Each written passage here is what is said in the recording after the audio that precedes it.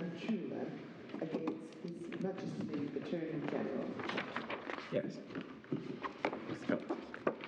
May it please your lordships and my lady, there are, of course, 3 appeals before you over the next 2 days. Today, we are only concerned with the appeal of Mr. Tantular, and I, together with my friend Mr. Ian Smith and my friend Mr. Hanson, who's also, as well as being a member of the English Bar, a member of the Jersey Bar, appear for Mr. Tantular. The Attorney General is represented by our learned friends Mr. Collingwood Thompson, KC, and Mr. David O'Mahony. Tomorrow, we have the 2 appeals in which the Fang parties are respondents, those appeals being brought by the Attorney General of Jersey. And I'm sure the court will all really appreciate this, that we have agreed timetables for speeches, and what we intend is that what we are calling the immunity appeal, which is slightly more heavy on the law than the mortgage appeal due to be heard tomorrow, will be heard tomorrow morning, and the mortgage appeal in the afternoon. And as I understand it, each appeal is being treated as a separate. It's a separate. They're self-contained. We'll hear the whole argument on each of them. There is some overlap, as I'm sure you appreciate. I'll come to that in just a moment. Okay. But I think because of the way the parties have dealt with everything in argument, in written argument at least, the overlap for oral argument is going to be so small you won't even notice it. Could I just check that you have, you've obviously all received the electronic principal bundle, which runs to 2 boxes of documents, double printed if you had it in hard copy. We have as well a supplemental record. I hope that has reached everybody. It has reached me, yes. So do we need that up because you're going to refer to it? We will be referring to it, yes. Not very much. Yes. It's mostly for backup documents. The one that's arrived 4 years early, stated 2027. Oh, I hadn't noticed that, I'm afraid. 278 pages, that's That's the one, yes. There are 2 volumes. One of them, I'm glad to say, slender. There are 2 volumes of supplemental authorities. Yes. You've received both of those, I take it. We have. Now, before I go any further, I think Mr. Thompson just wants to say something about the supplemental bundles of authorities. So if I may, I'll sit down for a moment. All right. Yes, thank you. It's only this, my lords, my lady. We received these very late. The Attorney General had in fact asked that before they were sent out, he had an opportunity to consider the proposed index and, if necessary, add in any authorities in response to these. Owing to a misunderstanding, it's no more than that. I'm not accusing anyone of anything. That didn't happen. So on Monday, I suddenly got 500 pages of documents, and then last night another 100 pages. Now, I'm not going to take a huge point about it, but may we be in the position that if anything turns on these supplemental authorities, we have leave just to put in short written submissions in relation to them. I confess that. I'm not sure that I can give that give that direction at the moment. Let's see how we go, because you're going to hear if the authorities are relied upon in the course of oral argument. You're going to have an opportunity to respond to them in the course of oral argument. Yes, I will, though I confess I simply haven't had time to read through them all in detail. All right.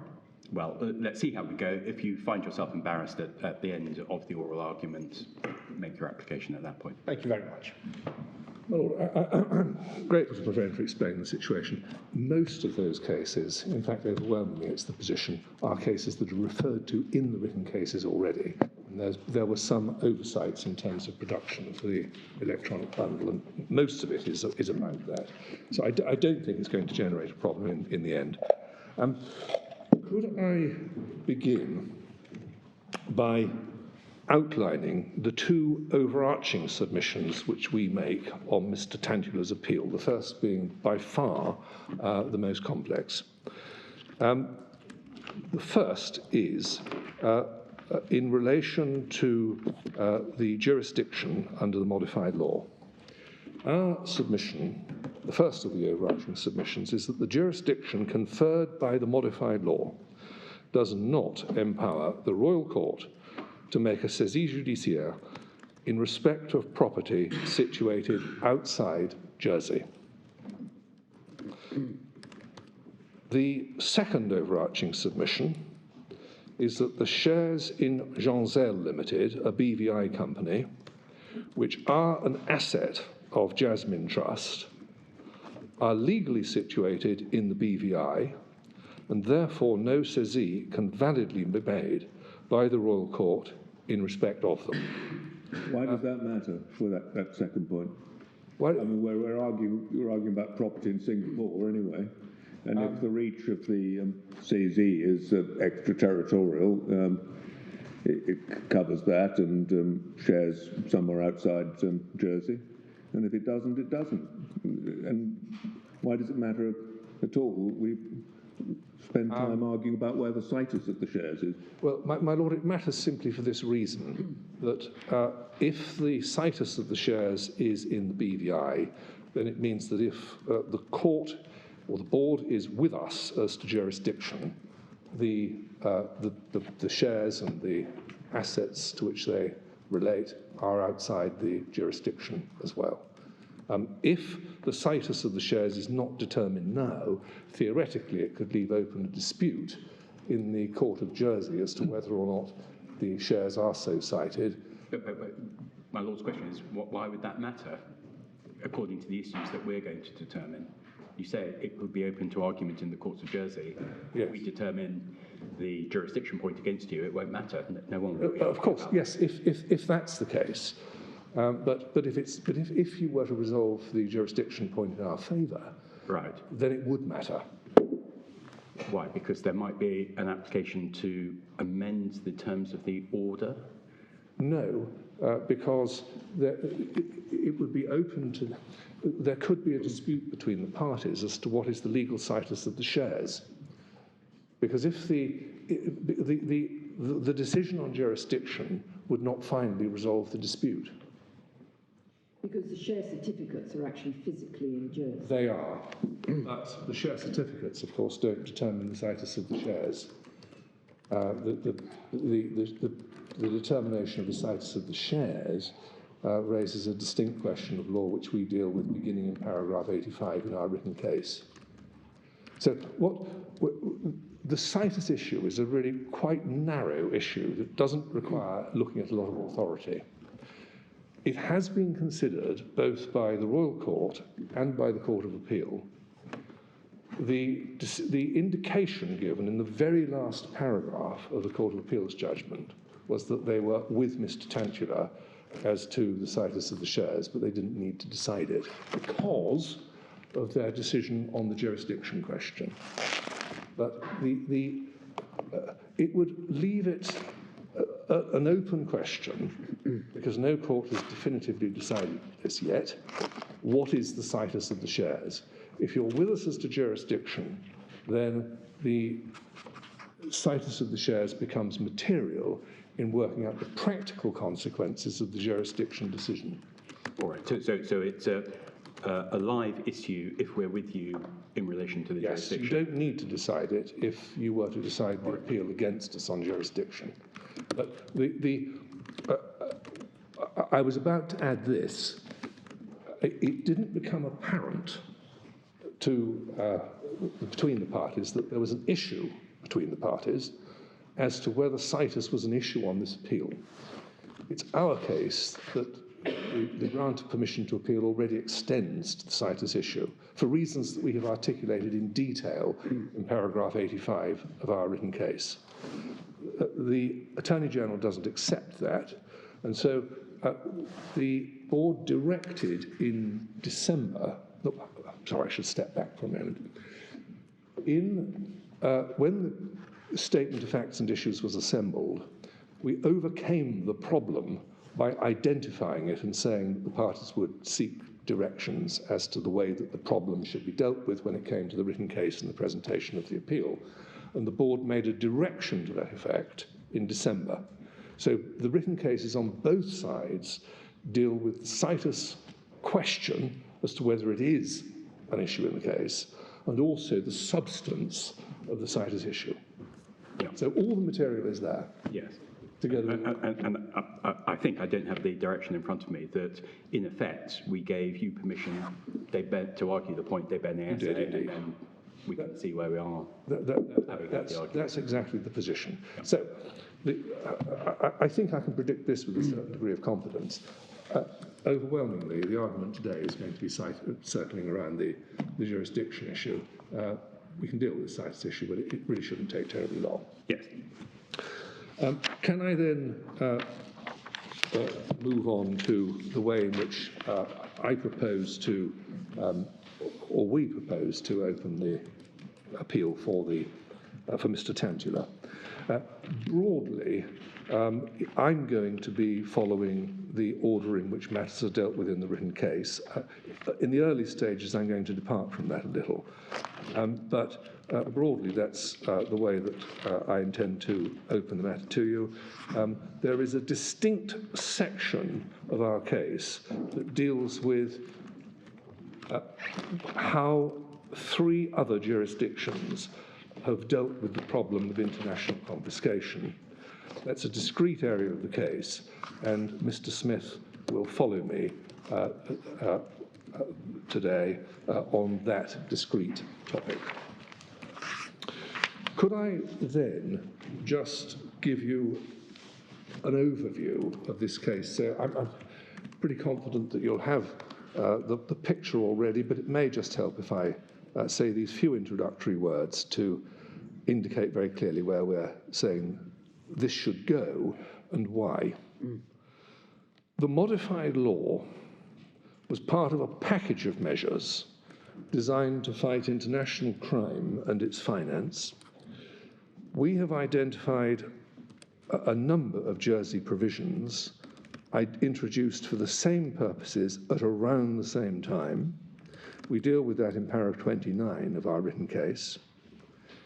The other statutes were the Civil Asset Recovery Law, 2007, and the Cash Seizure Law, 2008.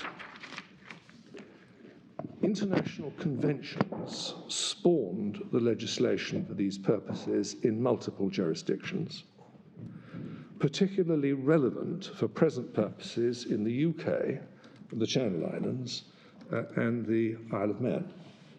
Not that anybody's going to be referring to Isle of Man authority. This history and its significance has already been recognised in the courts in Jersey.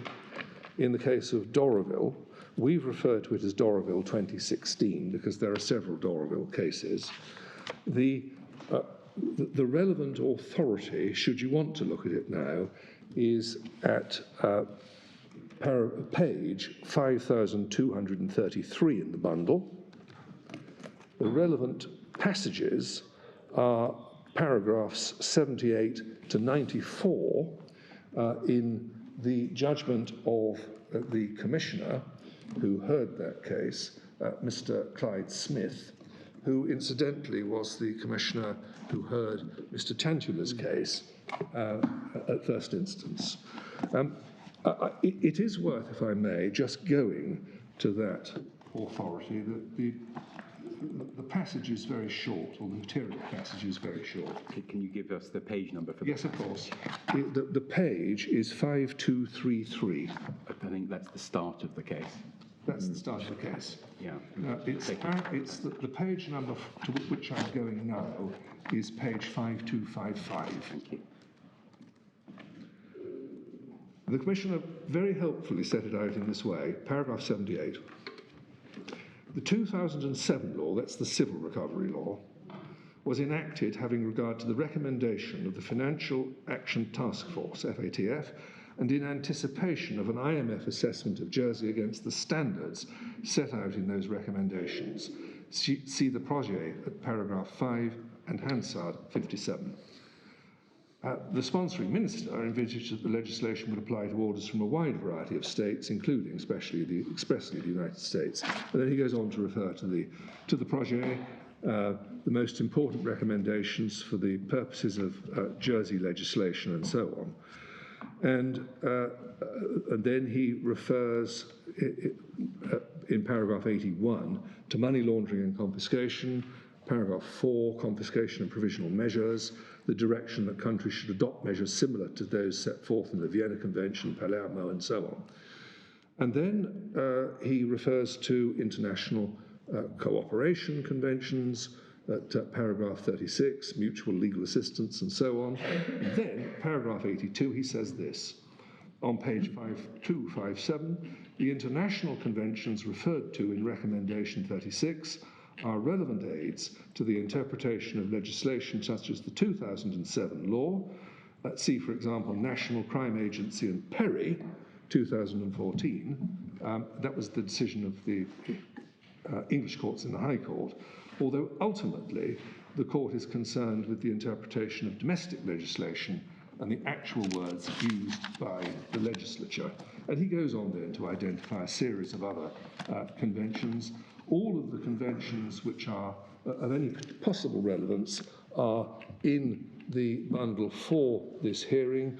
We have set them out in a separate passage in our written case, and there is commentary, brief commentary on each of them. I'm predominantly going to be referring to Strasbourg. And may I just say this, I don't know if it's contentious. If it is contentious, I can give you chapter and verse. All of these conventions are essentially the same in terms of matters that they provide for. And the scheme of them, and we say this is very important, is very, very much the same as well. I will take you to the provisions in Strasbourg through the decision in Perry, the House of Lords, the Supreme Court decision in Perry. But what we say...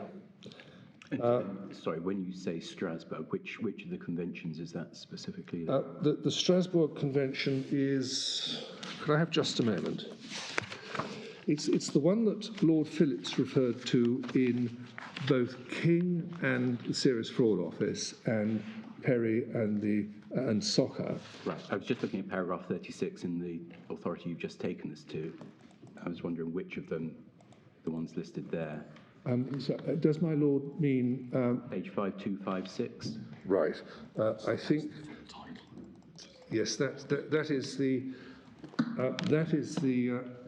5256 is the Council of Europe Convention on Laundering, Search, Seizure, Confiscation, and Process of Crime 2000. So that's what you're quoting. That's Strasbourg. Yes. Okay. Yes. The Council of Europe Convention of 2005. Yes, thank you.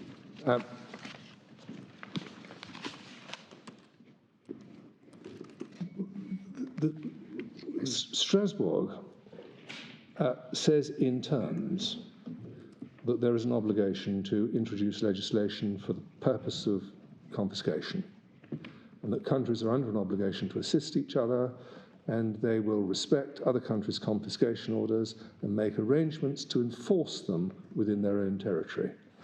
The critical thing about these conventions is that the enforcement which they envisage and provide for is enforcement upon property within the territory of the requested state. Now, I'm going to come back to that point. Sorry, can I just ask another question about the Strasbourg Convention? Yes. I mean, from the title, it looks as though that's a convention binding contracting states within the Council of Europe. Is that right? Yes. So not the relevant international treaty so far as concerns Jersey and Indonesia? Well, my lord, the situation is that there are numerous treaties that are in play. Right, but we better get the right one for our purposes. Well, it's extended to Jersey. But Strasbourg has been extended to Jersey. Right, but does it operate? Indonesia is not a party to it, obviously. No, it isn't.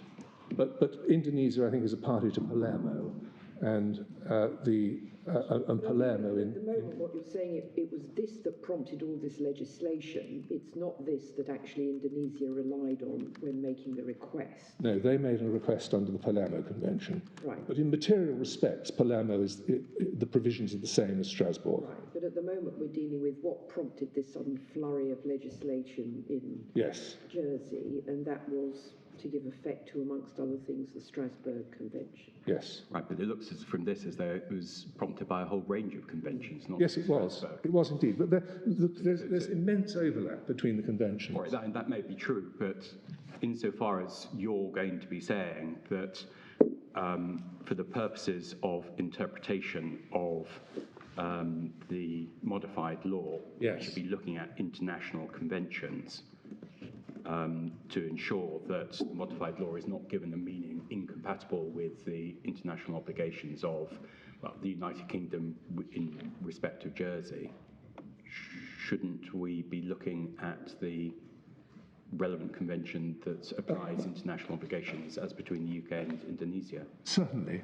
But could I just explain why I have chosen Strasbourg as the one to use for illustrative purposes?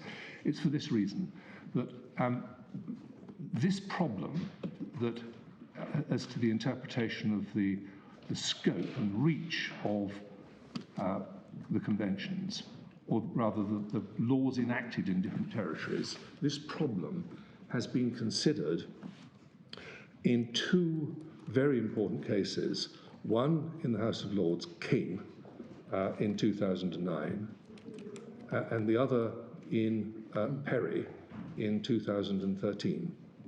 Now, the point in question and the approach to interpretation was illustrated in the speech of Lord Phillips in King and his judgment in Perry. And for that purpose, he used the Strasbourg Convention to illustrate his point. Right, but when you say illustrate his point, in fact, were King and Perry both cases involving Council of Europe states? Yes, both of them involved Strasbourg. So you say illustrating his point. In fact, it was directly germane to his point. And what I'm raising with you is, if Palermo is the international convention directly germane to what we have to decide, then I will take you to Palermo in due course. The point I make, though, is that the provisions are remarkably similar. They're almost identical. And the modified law has to work the same way, whichever the requesting state is. Yes, that's my point. So it's not that I'm saying Strasbourg is the best. It's that Strasbourg is the one that is in the authorities which analyse this problem. But materially, the conclusion to be drawn from the relevance of the treaty is the same. Yes. Just on my Lord's point, sometimes issues arise where a particular guide to interpretation applies in one case but not in another. Yes. One doesn't necessarily interpret the provision so that it covers and adjusts to whatever international obligation applies. There can be a process of interpretation which differentiates between the two. Let's park that there. Yes. We've raised our concern. I see. It may just be that we need cross-references to Palermo whenever you... I will give you those. Right. I do apologise for having perhaps jumped ahead by telling you where we're going. But you don't need to apologise. It's just when you were talking about Strasbourg. But it isn't the Strasbourg Convention which directly applies to Indonesia. Right. But the Attorney General has relied upon Palermo, and there's not been any suggestion in the written case from the Attorney that there is any material difference in so far as what we're arguing about today between the conventions. Right. I'm sure we'll hear about it if there is that suggestion, but I will take you to it. So what we say is this, that the conventions point to the purpose of the legislation being to bring about enforcement of a confiscation order made in Territory A within the territory of Territory B upon property within the territory of Territory B. Now, What the Attorney General is contending for is something much wider. That is, enforcement against property outside of Jersey. There is absolutely no doubt that Jersey is obliged to enforce within its territory the confiscation order that has been made in Indonesia. The question is whether it has jurisdiction to enforce outside the territory of Jersey. And what we say is that properly construed against the important background of the international conventions, that is not the case. But also, if we look at the terms of the modified law itself, it drives the same conclusion. And that requires careful deception, obviously, of the terms of the modified law, and I will come to that as well in due course.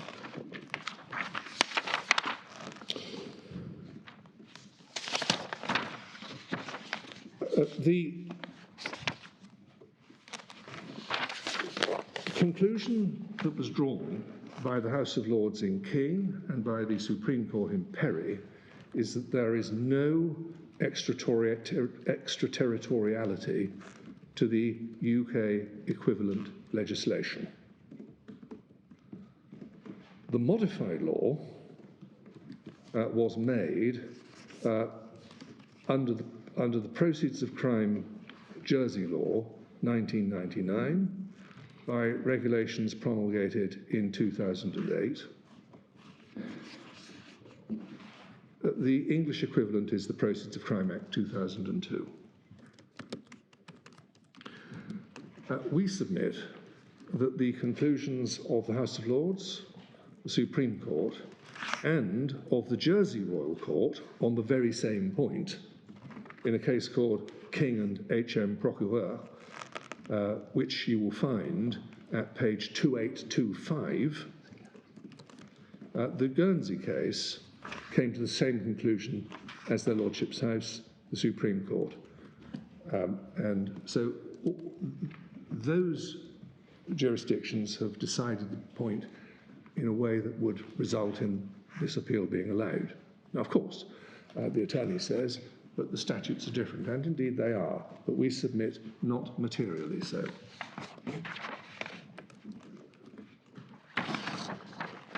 Could I go on, please, to deal with the history of the enactments, which you will find in our written case, which, of course, is in the key documents bundle.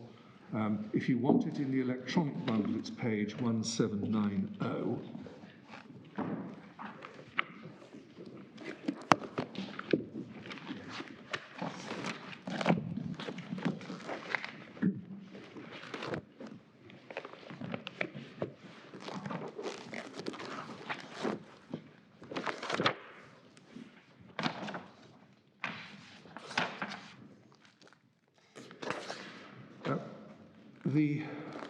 I'm now going to paragraph 6 in our written case, which is important background. This case and the modified law concern only external and not domestic confiscation orders. That is extremely important to have in mind from the outset. The purpose of the modified law, which replaced, now repealed, parts of the 1999 law, what was exclusively that. This appeal concerns whether this traditional two-party requested state mechanism for enforcement has, as the Attorney General suggests, been extended by Jersey to permit it to enforce external confiscation orders, here one made by Indonesia, not only against property in Jersey, but against property in any other state in the world. Now, the 1999 law, that's the Jersey domestic law of confiscation, not concerned with external orders, came into force in July 1999. It's been amended on several occasions. It sets out a comprehensive scheme for domestic orders for confiscation of crime. And there is similar apparatus provided under the modified law, which modified law is made pursuant to Article 28A of the Proceeds of Crime Law 1999, we are referring in our written case to provisions which are in the official consolidated version, which contains a number of definitions.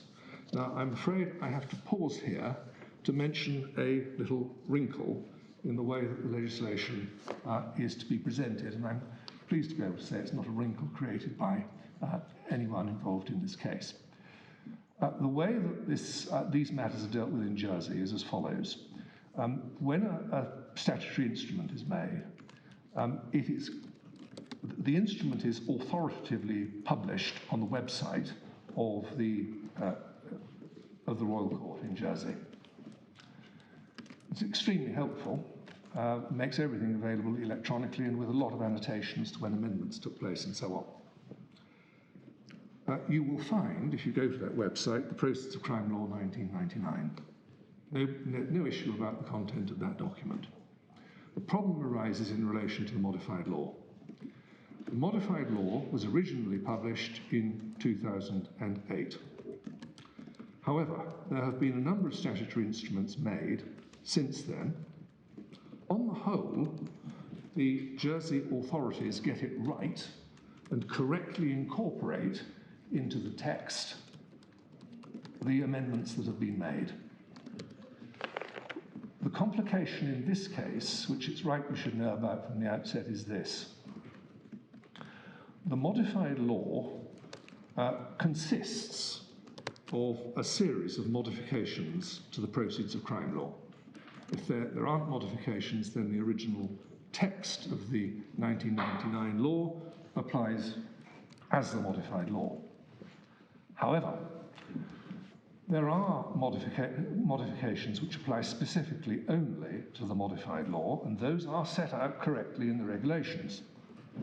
But for convenience, and it is a great convenience, the Jersey authorities attach an appendix to the regulations, which then sets out what is taken to be the whole of the modified law as it is intended to be, not just the bits that have altered the Proceeds of Crime Law.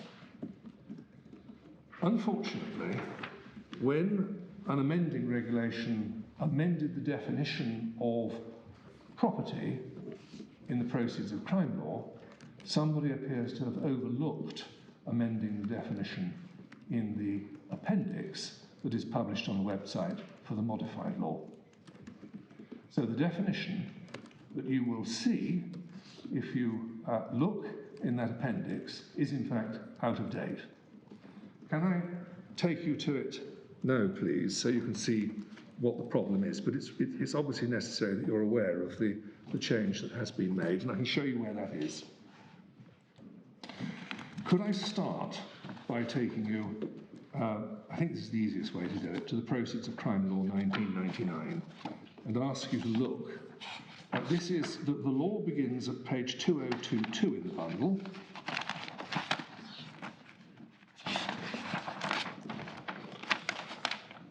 The law begins at, the articles begin at page 2027.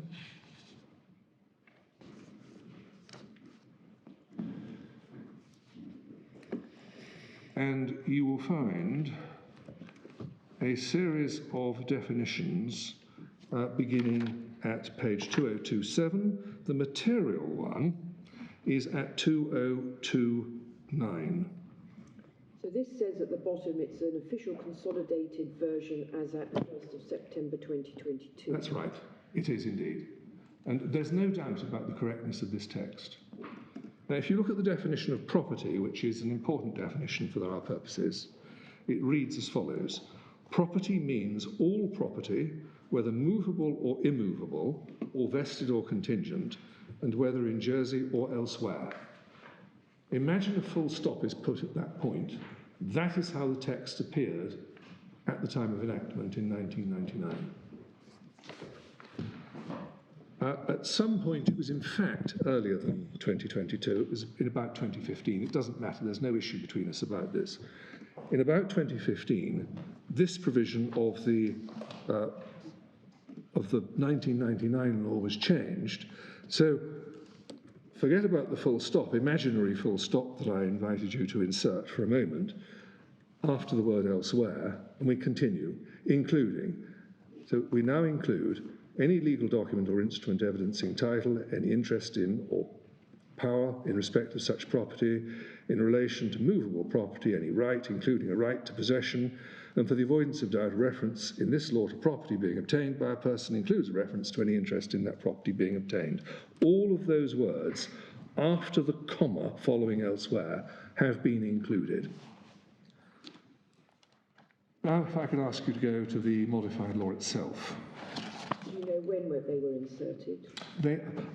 I could tell you if I had a moment, but it was about 2015. Now, what happened with the modified law, and this just shows the way that this operates, is that if you go to the modified law at page 2106, what you will see are some regulations.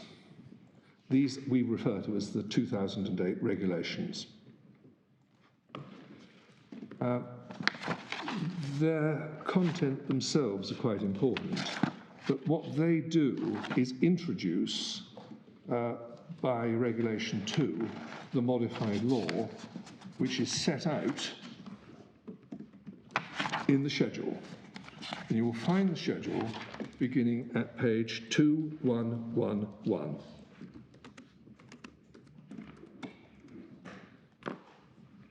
That contains the modifications actually made to the law. And you will not see any modification in Article 1. You will not see any change to the definition of property as defined. So even though it says at the bottom, official consolidated version 21 April 2022, yes, by error, it has not actually no, this, across that. up to this point, it's still correct. I will add a word of explanation in a moment, if I may. So up to this point, and as far as page 2116, it is correct. Now, this is the danger I need to alert you to. If you, those pages are just setting out what the modifications are. So you could, if you go through it carefully, construct the document. Now, it's obviously a tedious exercise, and so very helpfully the Jersey authorities have put together a reconstructed document or a constructed document, and that begins at 2117. So I'm just trying to follow what's happening here. So some definitions are omitted, but not property. Yes. And is there any change to property in this document? No, there isn't. Property just remains as it was in 2008. Absolutely, yes. Absolutely unaffected. 1999 law. Now, what we see if we go to 2117 is this, that the person who has helpfully put together, stitched together the modifications with the text of the 1999 law, making such modifications as are apparently necessary. They have done that in Article 1, and if you look at Article 1, it's I'm now within the modified law, 2117. I'm afraid you will see that at the foot of the page it says Official Consolidated Version, 21st of April 2022. Fortunately, somebody downloaded this before the beginning of this year. Otherwise, we wouldn't have this document, and I couldn't show you a convenient version of it. The document then goes on, and this is where the problem arises. You see property at page 2118. But do we just read it as the fuller definition, as in the... You should do, yes. And that is because of the Jersey Interpretation Law 1954. And has everyone agreed about that? Everybody agrees about that. Well, Yes. We spent about a quarter of an hour on this, but I don't know what we get out of it, except the fact that the document means what it says. Yes, my lord, I didn't want the court to be under a misapprehension about what the source of the law is, because It's been corrected now on the Jersey website. My lady, I don't think it has, or it Oh, I hadn't. see. Or It's I not- thought it had because you said somebody had printed it out last year. It's been drawn to their attention. What they have done is to take down this appendix. Right. In fact, this appendix was accurate at the time of the 2008 law. Yes, These but it's regulations. not accurate. No. Look, I do apologise for taking up time with this. My concern was this, and I think it's one that everybody at the bar shared. What we didn't want to do is when we've all gone away, you pick this up and you say, hold on a moment, this doesn't look quite right. Well, now you know how the problem's arisen, and I think there is common ground between us as to what the correct position is, and you understand how it's come about. But you won't be able to find this now on the website, the appendix, it's gone. But it's a very helpful document for most of the rest of the purposes that we have, because we can look at this to find out what the Jersey law is. So just to be absolutely clear, the current definition of property is that we take from page 2029. Yes. Right. So if I could move on.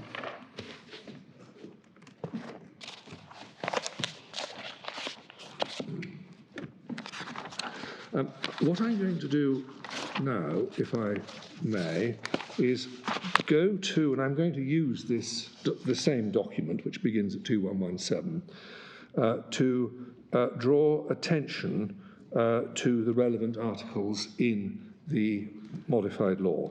So you've seen from the 1999 law the definition of property in Article 1.1.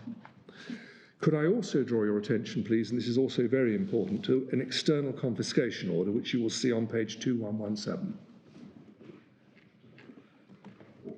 And this means an order made by a court in a country or territory outside Jersey for the purpose of recovering property obtained as a result of, or in connection with criminal conduct, for the purpose of recovering the value of property so obtained, for the purpose of depriving a person of pecuniary advantage so obtained, for the purposes of recovering property used in or intended to be used in such conduct or in predicate conduct outside Jersey, or recovering property of equal value. Now, we say that is a very important definition, because what it quite clearly does is to capture property which has been criminally obtained anywhere in the world. So, if a person steals money in France, that is property which is relevant for the purposes of recovery under the provisions of this law, and it can be the subject of an external confiscation, or it's capable of being such subject. The question which has to be decided in relation to this appeal is whether the definition of property in Article 1.1 means that the jurisdiction of the Jersey court also extends worldwide. And I'll come on in due course to put forward the reasons that we say that it doesn't, reasons, I submit, supported by the judgments in King, Perry, and King Guernsey, as we refer to the Guernsey case. I mean, the argument you have to meet, as I understand it, is not that it extends directly to property worldwide, but it extends to somebody in Jersey who can control property elsewhere in the world. Well, that's the argument which the attorney gives. Exactly. Yes. So that's the you argument. need to persuade us why that's wrong. And, Yes. and saying that it doesn't apply to property in Singapore won't address that. No, because it's not what's being suggested against you. No, my lord, I fully appreciate that, but that takes me straight back to what I was saying a minute ago about the conventions. The purpose of the conventions is to impose an obligation to confiscate property within the territory of the requested state. So the Attorney General's formula steps outside of that. Now, if we look at King, House of Lords, Perry, Supreme Court, and King Guernsey, if we look at those decisions, it is perfectly clear that all of the courts that considered those matters resolved that it was not permissible to step outside the territory. And they reached that conclusion on wording that is really pretty similar to the wording under the modified law, but under the Proceeds of Crime Act 2002. The provisions are different, but we say that there are provisions that just as clearly make out the position for which we advocate, so that, yes, there may be trustees in Jersey who have the ultimate control of a shareholding in the BVI, but no, it is not permissible to reach out and take that property in the BVI or to procure those who control that property to repatriate it to Jersey. That is what is at the heart of this case. Well, it's not a question of may, they do have control. Isn't that right? The trustees in... Yes, they do have control. Isn't it? And why on earth shouldn't they be compelled to repatriate the property? Because it's contrary to the scheme of the conventions, and more importantly, it's contrary to the scheme of the modified law, we submit. So are you going to be saying that it would be a breach of international obligations of the UK for the UK to have, or in right of Jersey, to have in place a law which enabled the exercise of domestic jurisdiction over a person properly within the jurisdiction? We submit that it is contrary to the principles of international law for that to be the case, because there is a canon of construction. Sorry, you've gone. Well, there's a canon of construction. All statutes are presumed not to operate, not to have that kind of effect. Right, but that's why I was asking. Are you going to be saying that there's something in, well, the relevant convention, the Palermo Convention, which prohibits a state? I don't say that. Right. I don't say that. So why are you focusing on the international obligations if there isn't an international obligation that prevents the UK from having a law that would enable exercise of jurisdiction against the person within the jurisdiction, but in relation to their control over property overseas? Yes. There's no international obligation prevents the UK from doing that. What's the relevance of the international obligation? The international framework is important for this reason. There is a presumption in international law against the extraterritoriality of legislation. There's no extraterritoriality in making orders directed to a person within your territory, my lord, to do things outside it. With respect, that is not the view that seems to have been held by Lord Reed when giving a concurring judgment in the case of Perry, and I will come on to that in due course. It is not the view of Lord, as expressed by Lord Phillips in King, in which the House of Lords was unanimous. It is not the view of Lord Phillips as expressed in Perry, which was a 7-2 decision of the Supreme Court. Right, well, I look forward to hearing about that. We're about halfway through your time, and Yes, a lot of it's been spent dealing with typos so far. Well, Right. Okay. All right. We'll let you I'm going proceed. But I think you're clear that there is actually no international law obligation which prevents the UK having in place a law that enables it to exercise jurisdiction in an entirely conventional way over persons within the jurisdiction of its courts. Well, my lord, can I take you to the authorities and show you what they say on that? Could I just? I need to flag up one or two other points in the modified law before I move on to the authorities. First of all, we have saisie judiciaire at Article 16. This is the power which the Royal Court has to freeze property until the time when a confiscation order is actually registered in Jersey. That's the mechanism by which this all operates, is that a saisie judiciaire has to be obtained. It freezes property to the extent that the law permits, and the seizure is effected through the Viscount of Jersey, who's a senior executive officer of the Royal Court. The property, if seized, ultimately, following registration of the order, can be realised pursuant to Article 17, which you get on page 2123.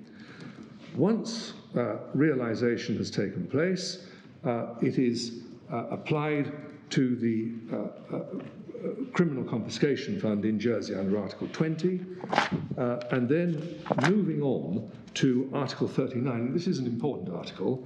It makes provision for the registration of confiscation orders.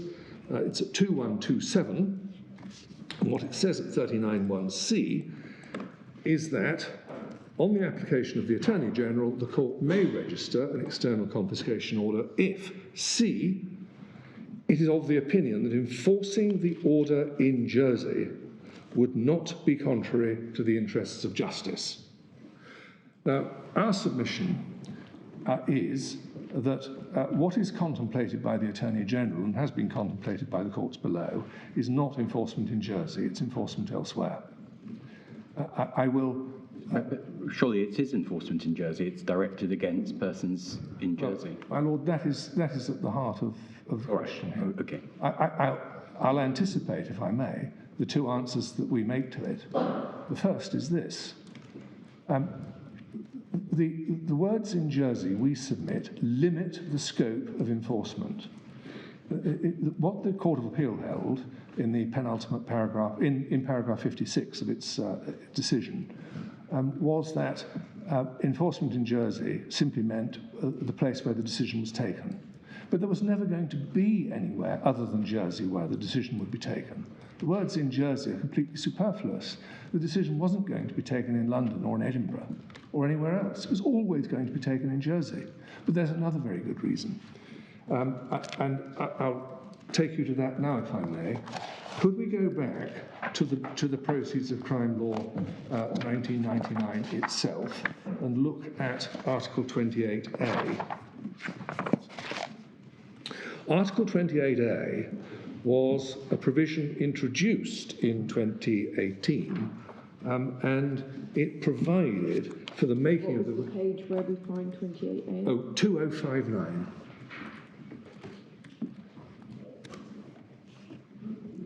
(28A) provided the rulemaking power in respect of the external confiscation orders. So the regulations to which I took you are the regulations made under this very provision.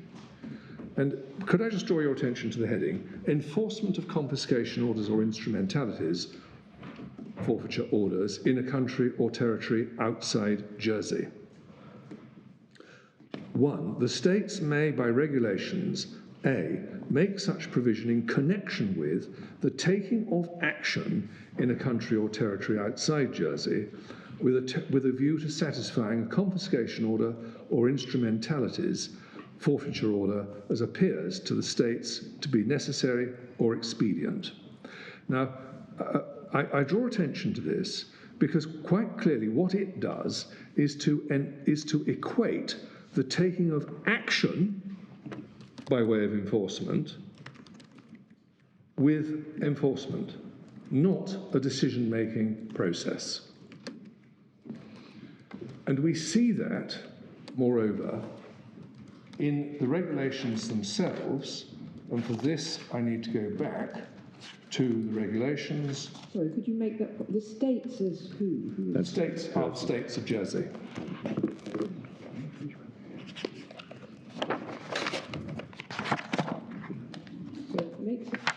So what was that point? I didn't understand. But the states with a capital S is the states of Jersey. But what was the point you were making? What I'm saying is that if we look at what is meant in Article 28A by enforcement of confiscation orders, what we see is it's not about decision making.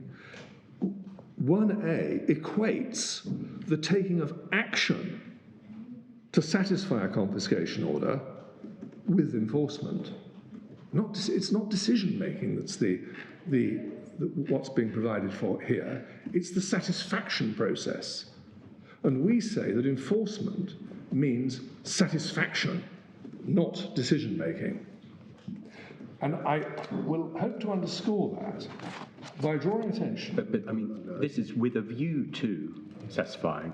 Yes. So it's doing anything in connection with, and I think here the taking of action in the country or territory outside Jersey is just looking to another country has made a confiscation order. Yes. With a view to satisfying that confiscation order. Yes. So if Jersey can help satisfy that confiscation order by making an order against people within its jurisdiction, that's covered, isn't it? Well, my lord, I would respectfully say not. It is, all right, let me press you on that. Why not? Because it may be an important point. Because, first, well, there's the point I made first of all, that what the article says, Article 39 says, is enforcement in Jersey. If the Court of Appeal is right, and that means simply decision-taking in Jersey, it's an odd use of the words in Jersey because there was never any other target place for the decision to be made. Well, surely it doesn't mean the decision, but the effect of the decision. Yes. And that the effect of the decision is to require people in Jersey to do things, and if they don't, the court will enforce its order by sending them to prison or something. Well, my lord, that's exactly what the attorney has in mind. But I'm going to come back to why I say that's impermissible on the authorities at a high level very shortly. But could I ask you, whilst we're on this point, just to look back at the regulations, because we submit that the regulations also seem to contemplate that enforcement has the same meaning for which we have been submitting, and that is the regulation in question is Regulation 2. It's on 2106. And it's headed Enforcement in Jersey of External Confiscation Orders. Now, What happens if somebody goes to the British Virgin Islands and asks them to give assistance? Do they say, well, I'm terribly sorry, this company is controlled in Jersey and we can't do anything to help you? well, it's a Jersey, it's a BVI registered company, so that's where the property is. But who is the party through the proceedings that you contemplate being brought in the BVI? Oh. Who would they sue to? The way it would have to be done under the international conventions is Indonesia would have to make an application in the BVI. And in the meantime, they can move the company to some other country. Well, And then you have to run around the world. my lord, that could be the case, but it is the scheme that has been devised at an international level. But suppose, as my Lord Stevens posits, that you've got BVI shares, you say, Yes. controlled by a Jersey entity. Indonesia goes to the BVI and says, can you help me freeze these shares? And what then is what proceedings are then brought against whom? They make, by a letter of request, they say, we have made a confiscation order. There is, we believe, property in the BVI, namely shares in Jean-Zel, which represents the subject matter of the confiscation order. Please confiscate them. That's exactly what they've done in Jersey. Yes, but somebody's got to be able to oppose the making of the order. Well, it would be up to the people. It would be the people who would be able to oppose the making of the order would be the trustees or the beneficiaries, or the directors of Jean-Zel. They could equally have gone because the suppose it was the other way around. Suppose that there was property, there was a house in Jersey that was owned by a trust based in the BVI. Yes. You say Indonesia would have to come to Jersey and say to the attorney, can you freeze this house? Yes. And what then would the Attorney General do?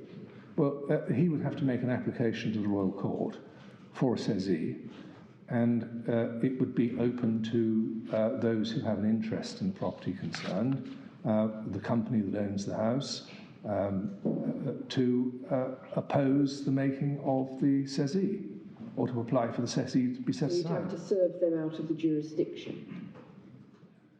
Well, they would be making the application to set aside the saisie.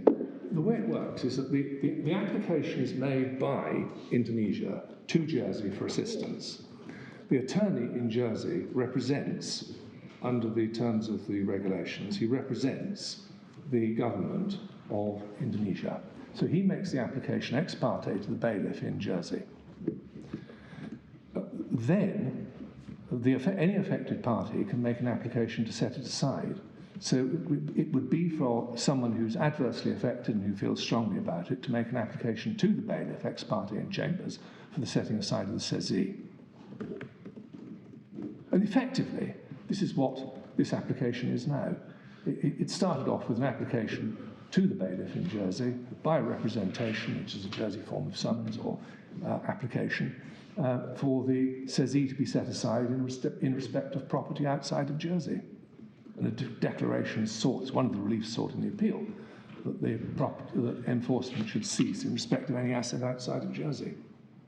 It just seems ironic that the self-same people, the people in Jersey, are going to be involved in litigation in BVI and Singapore. And here we are in Jersey with them before a court, able to deal with the matter. Well, my lord, I won't take up any further time. I was just making a comment. This kind of dispute has come before the courts on many occasions before, and it's been held that you can't do this here. And that is exactly what the House of Lords and Supreme Court held in the two English cases that I've so far mentioned.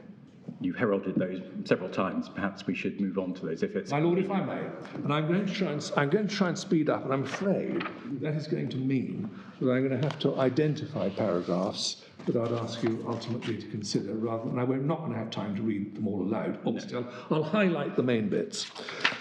Could I do this? And I think the easiest way for me to, I hope this will help. Could I give you a chronology of the really important cases? Because it's quite important to understand this chronology, having regard to what's been said. The first Jersey case, which is relied on by the attorney to say you can do this, what the attorney wants, is a case called Baroque. It was decided in 2004, page 2533. Come back to it in a moment. The next Jersey case was a case called Kaplan, and it was argued before the Royal Court early in 2009. It is at page 2796. It was argued early in 2009. But before the judgment was given in Kaplan, speeches were delivered by the House of Lords in King in March 2009. So the Royal Court learned about King, and it didn't ask for further argument on it, but it learned about King and it mentioned King when it gave judgment on the 29th of April 2009, again 2796. The next case was King in Guernsey, decision of Mr. Richard Southwell QC, the Lieutenant Bailiff of Guernsey. That was the 12th of December 11. 12th of December 11. The next case... And is that the King and H.M. Procureur that you told us about? Yes. Already? Yep. The next one, Supreme Court, Perry. That was decided in July 2012, page 3156. Materially, although you're not going to be referred to this, the Divisional Court decided KBR on the 6th of September 2018. It's material because KBR influenced the decision of the Royal Court in this case, which was given on the 8th of April 2020. You'll find that at tab 12 in the key documents. So, I'm afraid I missed King in the House of Lords, the page number. King House of Lords is 2815. And KBR? KBR House of Law, KBR Supreme Court is 3078. That was on the 5th of February 2021.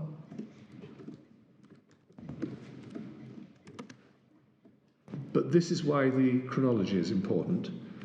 KBR Divisional Court is what seems to have influenced both the Royal Court and the Court of Appeal, and KBR Divisional Court preceded both those decisions. It was reversed. And sorry, page number for Divisional Court. Divisional Court, we don't have it because it's not an authority that anybody is relying upon. All right. It was reversed, and the material parts of the decision are apparent from the Supreme Court decision. Okay. So we have two cases: the Royal Court's decision in this case, the Court of Appeal decision in this case, both of them in 2020, which were influenced by KBR Divisional Court, which was then reversed by the Supreme Court at 3078 Yes. in 2021. Now, But not germanely reversed. I mean, it was made clear in KBR in the Supreme Court that if the person was within the jurisdiction and was able to control property outside the jurisdiction, an order could be made in this jurisdiction. my lord, that was... I'll come to KBR shortly, well, a little later, but it was the subject matter jurisdiction point in the Divisional Court, which was expressly reversed, upon which both the Royal Court and the Court of Appeal relied in this case. I thought we made it clear in KBR that that was a case involving a person in a foreign jurisdiction with documents in a foreign jurisdiction, and we couldn't order that person in the foreign jurisdiction because we hadn't got in personam control over him. And if he had been in this country, we could have done so. My lord, yes, but that wasn't a case that was concerned with confiscation. It was about the procuring of documents. But it's another illustration of the ability of a court in personam to order somebody, Supreme Court authority, for, yes. albeit obiter, for a court in one country to order a person within his jurisdiction to do something. Yes. My lord, I accept that, but it's a question of what is the nature of the order being made. What we're concerned with is something far more fundamental than the production of a document, which the Supreme Court observed in KBR is likely to have minimal effect on somebody in another jurisdiction. I'll give you the passage when I come to the case, if I may. But this isn't something of minimal effect. This is something which could lead to the winding up of the company, it could lead to the appropriation of all its assets and so on. It's a very, very different kind of case. But can that quite simply be dealt with? If there's a risk of the company being wound up and you go along to the domestic court and you say, look, take that into consideration, the exercise of your discretion as to whether to make this order, don't make the order because of you're going to be compelling me to commit a criminal offence or whatever. The domestic court will take that into account. My lord, of course it can take it into account. It's a question of whether the jurisdiction extends to allowing it to make that order. Okay.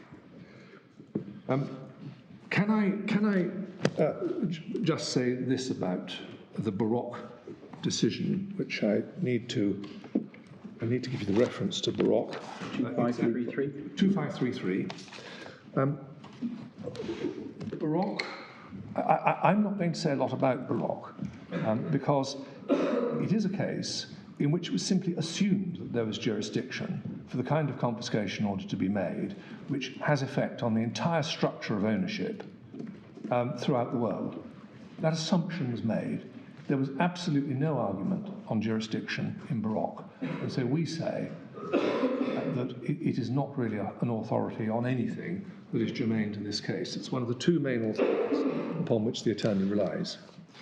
I'm going to need to deal with Kaplan rather more fully, because Kaplan really seems to be regarded within the Jersey legal community as the main case prior to the present one, which supports the notion of the jurisdiction to do the kind of thing for which the attorney contends.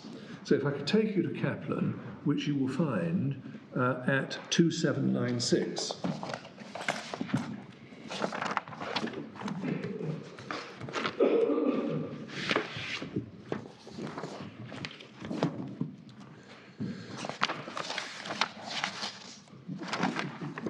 point in Kaplan, the crucial part of Kaplan for our purposes begins at paragraph 30.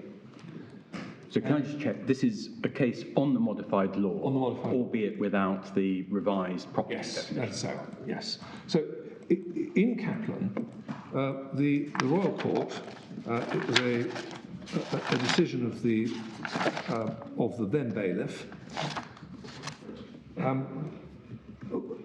referred at paragraph 30 to the definition of realisable property, Sorry, page number for paragraph. page 2806. Thank you.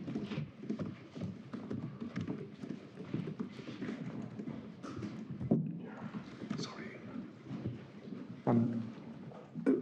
They then went on to look at the definition of property, to which I've taken you, in paragraph 31. And then the bailiff said this: it's clear from these definitions that realisable property embraces property held outside the island. It's also clear that Article 16.4 vests in the Viscount, following the saisie, only realisable property held by the defendant in Jersey. Mr. Dessin, for the Viscount, contended, and we agree, that the effect of Article 16 is to empower the Viscount to require any specified person to repatriate to Jersey any realisable property situated outside the jurisdiction. In practice, such a specified person would no doubt be in the jurisdiction of this court. Counsel for the Viscount also submitted, and again we agree, that the court has an inherent jurisdiction to compel a defendant to disclose his assets, as the English Court of Appeal found to be an incident of a restraint order under the Criminal Justice Act 1988.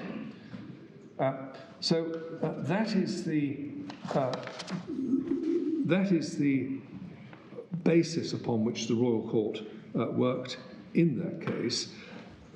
As I mentioned, it was referred to King. Well, before we move on to King, it might be said this is just a straightforward interpretation of Article 16 of the modified law. Yes. Drawing the contrast between Article 16.4a, which says all realisable property held by the defendant in Jersey, Yes. and B, any specified person may be prohibited from dealing with any realisable property, not limited to Jersey. Sorry, this is page 2122. That is a point which the Royal Court and the Court of Appeal relied upon in this case, and of course my friends rely upon. Yes. Our answer to it is this. It's a very interesting provision, 16.4a, because 16.4a limits expressly the vesting of property to that held by the defendant in Jersey. So there is no attempt to reach internationally under Article 16.4a, with the most powerful weapon that could be given to the Viscount if it were desired to enforce outside of Jersey. Right, but that might well be, if the legislation said that a Jersey court could vest property in Singapore directly in the Viscount, that might well offend against international law, because one state can't govern the actual property rights in another state. Whereas what I think it's going to be said is that the distinction makes sense because Jersey can govern property rights within Jersey. And so far as B is concerned, if it has someone within its personal jurisdiction, it can make orders against that person within their personal jurisdiction, requiring them to do particular things. My lord, that is how the attorney puts his case. Our answer to that is this, that the vesting concern that my lord identified does not appear to have troubled the states of Jersey, and I use that to mean the Jersey legislature. It doesn't appear to have concerned the states when it came to bankruptcy, disaster, because the disaster law specifically provides that all property of a bankrupt vests internationally in the Viscount. Right. Well, How does that help you? Well, it helps because if the desire is to strip a criminal of his assets as widely as possible across the world, why would the Royal Court be confined to doing so only in respect of Jersey assets rather than international assets, when, for bankruptcy purposes, there's no problem in having vesting outside of Jersey? Well, that's maybe an interesting question, but it doesn't help to answer the point about 4B and why that doesn't have the obvious effect of reaching beyond Jersey. I'm so sorry but let me add to that. You say that the states aren't concerned with that limit. Doesn't it materially appear from the contrast between A and B that they are in this context? I don't know about the disaster context. You can point us to that. I hope you will. But just looking at this law, which is addressing a very particular context and particular situation, it does seem that the states were concerned. Well, my lord, there's this... Probably for good reason, as I was pointing out. My lord, our answer to that, let's look at what Article 16.4 does. It doesn't give power to anybody to take any action outside of Jersey. It doesn't give the Viscount any authority even to contact another state about enforcement outside of Jersey, nor does it give it to the Attorney General. Now, in this country, under Section 74 of the Process of Crime Act, that is specifically catered for. Jersey itself specifically caters for enforcement in respect of property outside of Jersey under a domestic Jersey order under Regulation 6 of the 2008 regulations. So I missed, of the which regulations? Of the 2008 regulations. Those are the ones I took you to.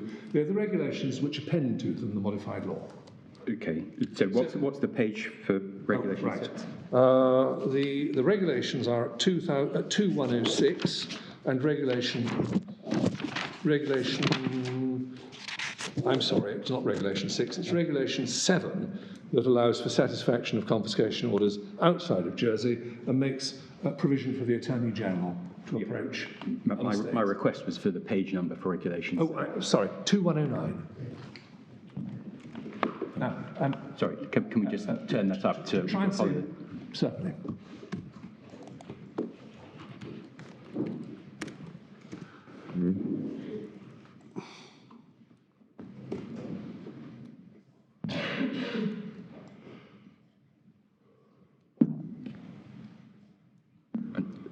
Could you repeat the point you were making on Regulation 7? Yes. Regulation 7 is a regulation which provides for enforcement outside of Jersey of confiscation orders made in Jersey.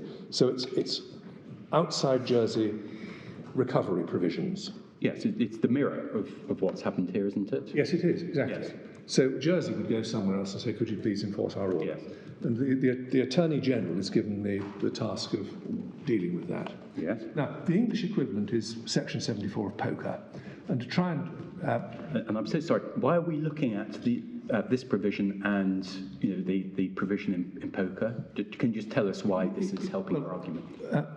Both the House of Lords and the Supreme Court thought that the absence of an equivalent of Section 74, which is the Regulation 7 here, that the absence of provision for going overseas to enforce a confiscation order, an external confiscation order, was an indication that it was simply not envisaged, that this country would not be taking action when acting as a requested state to recover property outside its own territory. I mean, you're going to show us the authority in a moment, but just at the moment, for myself, I don't follow the logic of that. I mean, you need Regulation 7 so that the public authorities in Jersey can go into action, and it says how they go into action and make a request for assistance for a Jersey confiscation order from a state overseas. Yes. I don't see that indicates in any way that when a foreign state asks the Jersey authorities for assistance to in satisfying a foreign confiscation order, that Jersey may not exercise its jurisdiction internally in any conventional way, including in personam jurisdiction over people within its jurisdiction. My Lord, I would agree with that point in relation to in personam jurisdiction, if that is all and indeed that is on the attorney's case now, the only point that we're concerned with. Right. So I'm so sorry to bring you up, but if you're agreeing with that, and that's the point in issue, where else have you got to go if you're accepting that there can be impersonal jurisdiction? I'm sorry, I've obviously not made myself clear on that. I agree that the absence of an equivalent to Regulation 7 for Jersey's attempt to enforce an external confiscation order doesn't tell you by itself that it is not permissible for Jersey to make an in personam order in Jersey. It doesn't by itself do that. Right. But it's a very good indication, if the reasoning in King and Perry is right, that overseas confiscation of assets, whether directly or indirectly by procuring by in personam remedies, this kind of confiscation is impermissible. All right, well, I've already registered that I have difficulty following the logic, but you're going to show us the authorities. I will do, certainly. So I've said what I want to about Kaplan, save that. Ultimately in Kaplan, the court didn't allow the sezee to stand because it was worried about complications of enforcement and so on. I don't think I need to say anything further about that. Now, I'm going to come on then to the first of the English cases that are highly relevant to this, and that is King, which is at page 2815.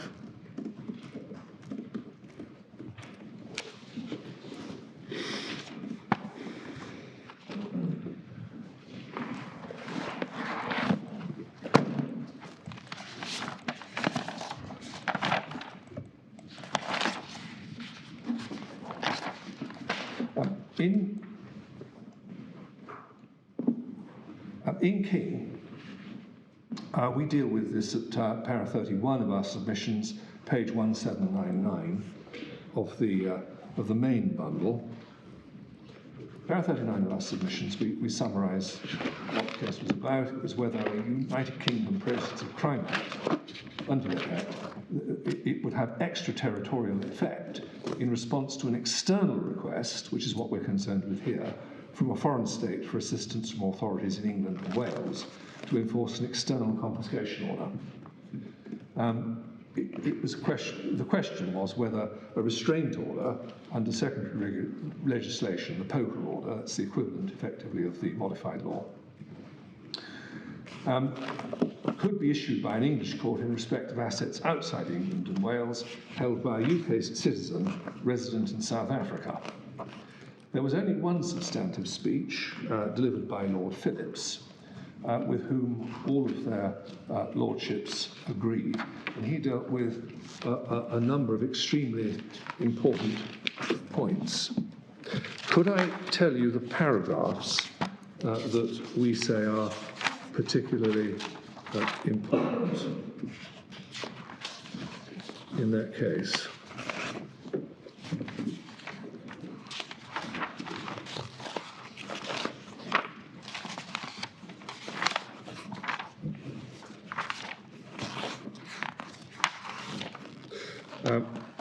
It's paragraphs 13 to 18. This help if you could give us the page. 2819. Sorry, 2819. 2819. Yes, thank you. And the paragraphs which run through to 37 are run up to page 2823. So is it 13 to 37? Yes. If I may, I will not go through this in detail because it overlaps very much with Perry. Could I just take you to paragraph 31? Now this gets confusing here because the Mr. Perry referred to in paragraph 31 is counsel who was in the case, not counsel the defendant in the other case. So I'm talking about Mr. Perry counsel now. Paragraph 31, Lord Phillips said this. Mr. Perry submitted that there was good reason why the scope of the order, that's the poker order, the equivalent to the modified law, should be restricted to property within the jurisdiction. If a country wishes assistance from other countries in preserving or recovering property that is related to criminal activity, it makes sense for its request to each of those other countries to be restricted to the provision of assistance in relation to property located within its own jurisdiction. That's our submission. If each country were requested to take steps to procure the preservation or recovery of property on a worldwide basis, this would lead to a confusing and possibly conflicting overlap of international requests for assistance. Not only would such multiplication of activity be confusing, it would involve significant and unnecessary multiplication of effort and expense. There is obvious force in these submissions. Mr. Perry buttressed them by reliance on the well-established canon of construction that requires clear language if an act is to be given extraterritorial effect. But why is that so? If you get a worldwide order, then you need to do it once. You can't do it, you've got to do it in lots of different countries. Well, my lord, I rely on this obviously for what Lord Phillips has said as to the. By the way, it's absolutely clear from Perry he adopts this. It's not just that he's relating a submission; he adopts it, repeats it, word by word, as part of his own judgment. He says it makes sense for the request to be made to the country where the property is located, and he's so construed. But there may be difficulties in that country to actually get practical enforcement in a way that will satisfy the confiscation order. I'm not quite sure why there's an argument against having belts and braces that you can cover your position maybe more effectively by having seeking requests for assistance in a number of jurisdictions. And the other part of the debate is, well, won't that be confusing? And I think the Court of Appeal in our case says, well, that's where the discretion of the court comes in, that any difficulties can be managed at the discretion stage. So it seems to be, that there's an argument for effectiveness, that potentially you could go anywhere where you think you will be the requesting state think you can get effective assistance. And insofar as there's any duplication of effort or confusion, that can be dealt with at the stage of discretion. Well, that is indeed what they say. But my lord, there is this important response I have to make to that. When countries signed up to these international conventions, whether it's Strasbourg, Vienna, Palermo, and so on, what they did was to sign up to a regime which contemplated, as Lord Phillips explained, enforcement within the territory of the requested state. They did not sign up. No country has signed up to a regime that allows for there to be enforcement in its territory of an external confiscation order made by the requested state. So, if I can illustrate it this way, if state A makes the confiscation order, state B is the requested state making the external confiscation order, we're concerned now with property in the territory of state C. State C has not, by international agreement, assented to there being enforcement on property within its territory at the request of state B. Yeah, but you've already told us that there isn't anything in the treaties which prohibits, as a matter of international law, state B from exercising in personam jurisdiction that may have that effect. My lord, it is an established principle of international law that there should be comity between states, and that involves legislation not extending to individuals and property within the boundaries of another state. But where you have a worldwide freezing order, a perfectly day-to-day occurrence in the courts in this country, there's no suggestion that that infringes rules of comity or anything else, precisely because the UK, in such an order, is only exercising jurisdiction in relation to someone in persona, who, again, in respect of whom that jurisdiction arises in persona, who is within their jurisdiction. Yes. So no problem. But that is in a wholly different jurisdiction. That is in the context of civil proceedings, not confiscation. But for the point you're now on, breach of comity of nations, the issue would be the same, whether it be a civil freezing order or an order made in support of a confiscation order by another state. Insofar as it's an exercise of jurisdiction by, in this case, the UK, there is no breach of the principle of comity of nations and no suggestion of any breach. But we are not in the territory of simply an injunction. We are in the territory of confiscation operating through the medium of the modified law. And the modified law operates through a saisie judiciaire, and that defines the circumstances in which the saisie can be made, and it defines the mechanisms for enforcement. And incidentally, the modified law says absolutely nothing about exercising an in personam jurisdiction so as to procure the transfer of property from another state to Jersey. There is nothing in the modified law to that effect. The Viscount is given no power to achieve it. The Viscount is not given powers of receivership so that he can stand in the shoes of the persons who hold the property. He is given no jurisdiction outside of Jersey to take those steps. But the provision we're directly concerned with, the 16.4b, is equivalent, isn't it, to a worldwide freezing order, or it's similar to that. And there is no counterpart, as I understand it, in the English rules. I think in King, all the argument was focused on a provision which is similar, isn't it, to 16.4a, in that it was dealing with property in England and Wales. And the argument was an attempt to say that nevertheless that somehow extended to foreign property. Well, in King, the definition of property was equally worldwide. No, but the article said that it referred, didn't it, to property in England and Wales. The order referred to property in England and Wales, that is true. We say the nearest equivalent we get in this legislation is 39.1, enforcement in Jersey. It confines enforcement to Jersey for reasons that I've already submitted. But doesn't it partly intend on what kind of enforcement action? Nobody's suggesting that Jersey could send its soldiers and police force Viscount into another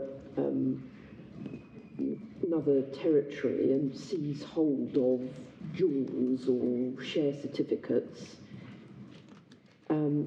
without causing an international incident. But that's not what we're talking about here by way of enforcement. What we're talking about is ordering somebody within the jurisdiction to bring the jewellery or share certificates into Jersey. My lady, there is the interesting thing about Article 16 is that, first of all, it charges the bailiff the Viscount with recovery. The Viscount is simply a Jersey official. The powers that it gives the Viscount are to take possession. Now, it's perfectly understandable if the item being sought is a Ferrari and it's parked in St Helier. It's perfectly understandable how the Viscount might be able to go and seize the Ferrari. It's a bit more difficult when it comes to seizing some shares in a BVI company.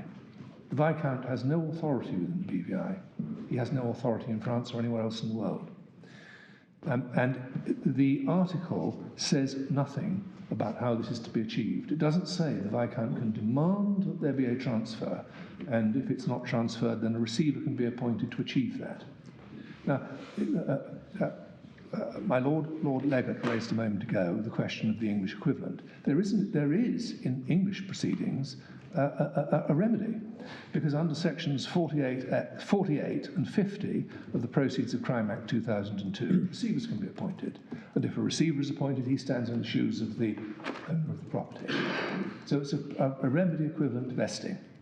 Jersey has chosen not to do that. Sorry, which was the provision in POCA that you mentioned? 48 and 50.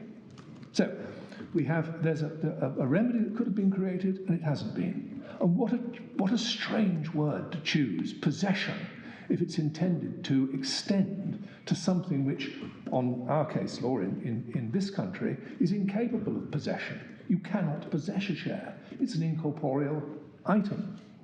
Right, but I'm slightly perplexed by what you say about there's no power in the Viscount to do these things. If you look at the last part of Article 16.4, it says, Viscount shall have the duty to take possession of, and in accordance with the court's directions, to manage or otherwise deal with such realisable property. So that seems to contemplate that the court can make any directions, presumably with a view to the same basic objective that's been identified in Article 15. And why would that not allow the Viscount to do various things in relation to the property, to manage it, or otherwise deal with it? My Lord, we have to dissect those words. It was 16.4, my Lord. It was, yes. Yes. Those words at the end of 16.4 are very important. The Viscount shall have the duty to take possession of, and in accordance with the court's directions, to manage or otherwise deal with any such realisable property, semicolon.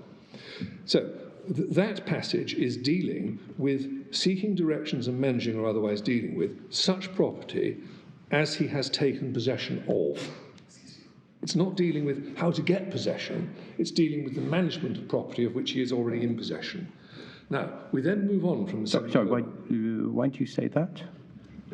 The Viscount shall have the duty to take possession of, and in accordance with the court's directions, to manage or otherwise deal with any such realisable property. But the realisable property is completely general, that's worldwide.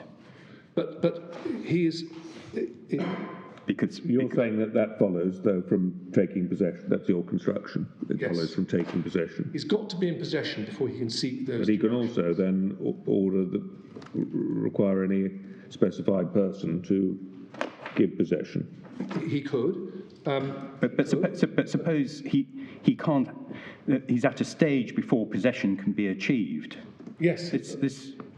Are the words "to manage or otherwise deal with any such realisable property" confined to what he's actually already taken possession of? Well, I submit that the up to the semicolon, we're concerned with property already in the possession of the Viscount. Getting possession is something which follows the semicolon. Right, but, and I'm so sorry, but this may be important. I'm having difficulty in seeing why the words "to manage or otherwise deal with any such realisable property" are all conditioned on the Viscount already having taken possession of. Because any such realisable property is a reference back to anything that is covered by the earlier parts of Article 16, and that's, on the Attorney General's case, property located anywhere in the world. If this statute is intended to extend to the rest of the world, yes. But our submission is that this paragraph at the end of 16.4 is really broken into two parts. There is a power to give directions in respect of things of which the Viscount has taken possession. Right, that's what I'm questioning. But you say that's how we should interpret it. I do, because it's after the semicolon that we see what's to happen about getting possession. And do you have an alternative submission if you're wrong in the point you just made about the bit before the semicolon? In other words, it's not to be the words "to manage or otherwise deal with any such realisable property" are not conditioned on the Viscount already having taken possession. Yes, I do, of course. I say that there is no power in this statute which says that there is some other mechanism for for possession to be taken of the property, specifically dealing with shares in the BVI or a property in Singapore. Just so we're clear, what I'm putting to you is that the words "to manage or otherwise deal with any such realisable property" might cover a situation where the property is not yet in the possession of the Viscount, but he's wanting to do things to preserve it in some way. And then I think the argument would be, and those words themselves clothe the court with power to make directions, which will then clothe the Viscount with powers to do particular things.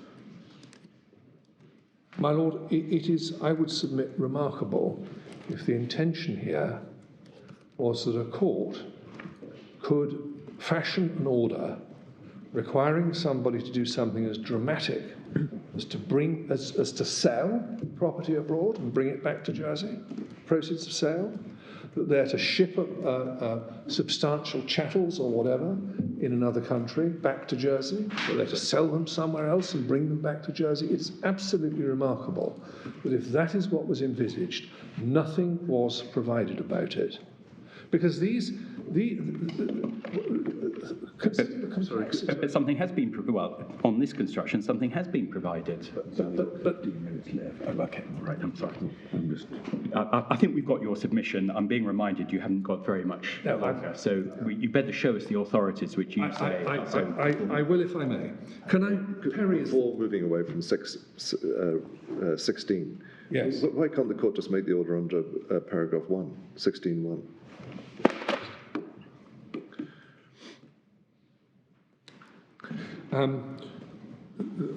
My submission is that though this is relating to the whole order, the question of whether there should be an order at all, rather than extending in the order made by the court under 16.1, why can't it specify that a named individual who has the control of a whole lot of property on a worldwide basis brings the property to Jersey? My Lord, that would... Well, in my submission, this provision is doing nothing more than to shape the... Is there any limitation on a cess judiciaire?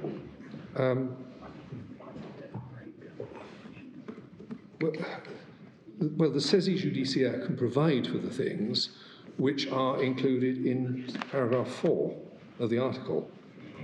It doesn't... Article 1 is not concerned with giving powers for enforcement. That's to the extent that they exist. Paragraph 4, it's concerned with shaping the scope of the saisie judiciaire. Yeah. Okay. Could I go on to Perry then? And I'm afraid I'm going to have to adopt the same shorthand approach to this that I did to King. Perry... Can I just check that my Lord Legate put to you what King was about? I just want to make sure that you accept that what he put to you was accurate. You didn't want to say anything further about it. I'm sorry, I'm not quite sure I have the... Lord Legate said that the feature of the English pocket legislation that was in issue in King was, in effect, that it was confined to what, in our terms, is Article 16.4a. And the whole question was, how far could you push that in terms of getting a worldwide sort of order to support enforcement? No, and there wasn't the equivalent of 16.4b, so that just wasn't an issue in King. No, You accept that? That's right. We say, though, that the logic which... What Lord Phillips said in King is that all of the factors that we've been looking at so far drove him to the conclusion that, and consistently with the wording of the order itself, they all drove the conclusion that what was intended was for there to be a coherent scheme consistent with the wording of the Strasbourg Convention, so limited to property in the territory. Yes. But Perry is important for this reason. Well, for one thing, Lord Phillips developed all of his points much more fully in Perry than he had in King. He came to exactly the same conclusion, that the scope of the 2002 Act is territorially limited. Now, he came to that conclusion not only in respect of the criminal parts of the Act, which are parts 1, 2, 3 and 4, he came to the same conclusion in respect of part 5, which dealt with civil recovery, where the order itself, the pocket order in respect of civil recovery, did not so define property as to limit it to England and Wales. But he reached exactly the same conclusion, using exactly the same tools. What do the international conventions stipulate for? And he then said, what is intended here is recovery of property within the territory. Could I give you the references? I'm afraid I'm not going to be able to do much more than that. Yes, but just to say on that, if you want to use up some of your reply time, you can do that now. Well, that's very helpful indeed. Well, I bit my little friend take a little longer if he wants to do justice to his case. All right, well. Well, that's very handsome of them, I'm afraid. I'll try not to. Well, that's a double credit. And I shall respect this. I mean, it's very important that we understand this part of Yes, your of course. argument at this stage, I think. Of course it is. I'm going to put my cards on the table. Perry is my most important case. All right, let's... We draw support from King Guernsey, but obviously it's not as authoritative as Perry. Perry, you will find it at page 3156. Now, the paragraphs that I would ask you to look at in particular are these. And there are quite a few of them, I'm afraid. 12, 13, well, it's 12 to 18, in fact. And please note what Lord Phillips said about the Cuthbertson case, which was decided by the House of Lords a few decades ago. Page number for paragraph 13. Paragraph 13. 3168. I'm grateful. Next, so we've got 13 to 18, then we have 22 to 23, and I'll give you those. That is at 3170.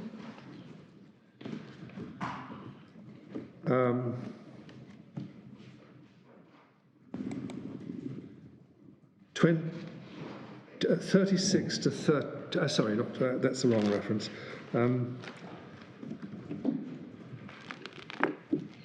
19 to 30, especially paragraph 29. 19 is at page 3169. 3169. I'm very grateful. And it's there that Lord Phillips concentrates on Strasbourg. And if you look across the page at paragraph 24, you will see that he cites Article 13 in Strasbourg. And if you look at paragraph 25, you will see second line that it identifies specifically property situated in its territory. And then again in paragraph 3 of Article 13, that's reinforced, line 3 and 4, if property on which the confiscation can be enforced is located in the requested party. Right.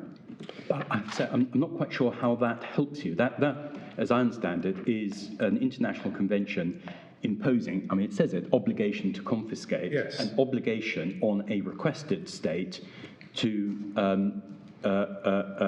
freeze or yes, take property within its jurisdiction. Yes. Well, one understands the sense of that. You know, if the Ferrari, in the example you give, is located in Jersey, and it's the proceeds of crime from a crime committed in, France, makes sense to impose an obligation on a contracting state to seize property in its jurisdiction, but it just doesn't touch our case. Well, no one's saying that the flat is located in Jersey and therefore is caught by this obligation. This obligation or its equivalent just doesn't address this situation.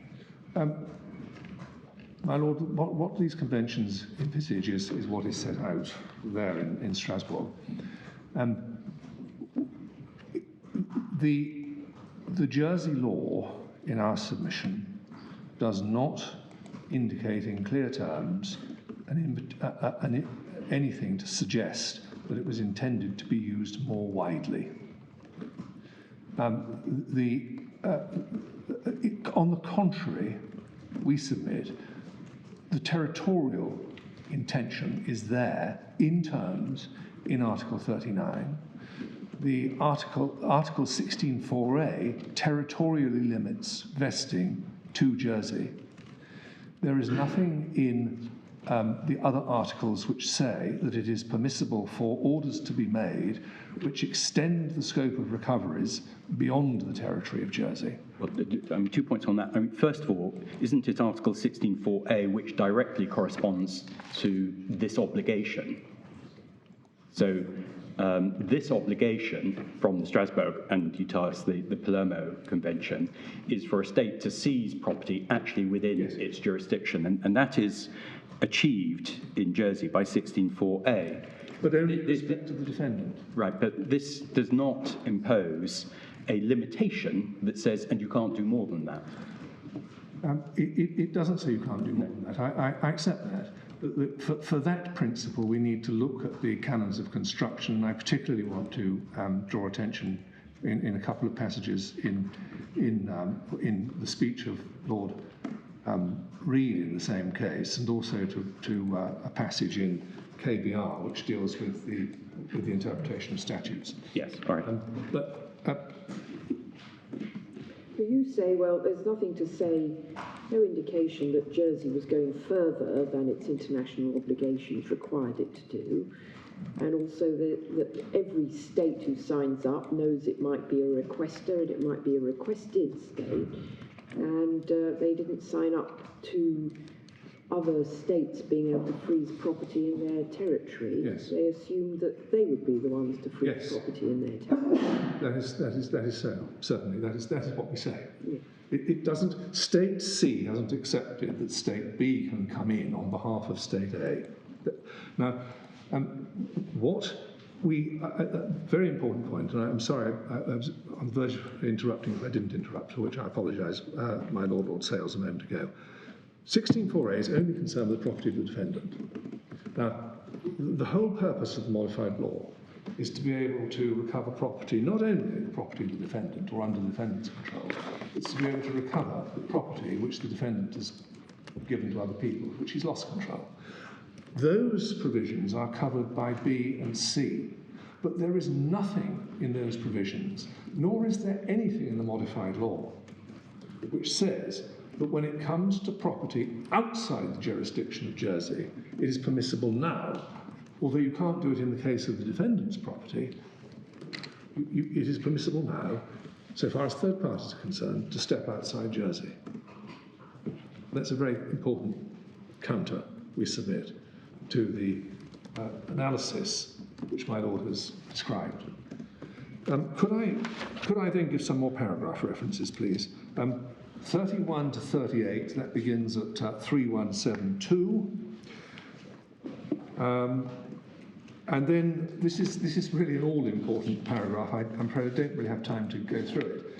But this is where paragraphs 50 and 52 in the speech, in the judgment of Lord Phillips, these are at 3177 to 8, where he dissects the meaning of the definition of property to demonstrate that it doesn't result in a worldwide definition in all contexts.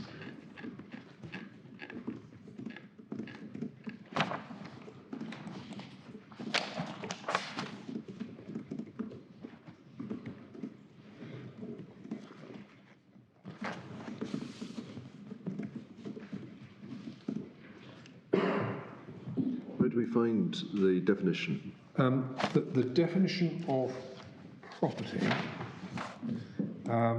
you will find that at paragraph 51, Right. 3178.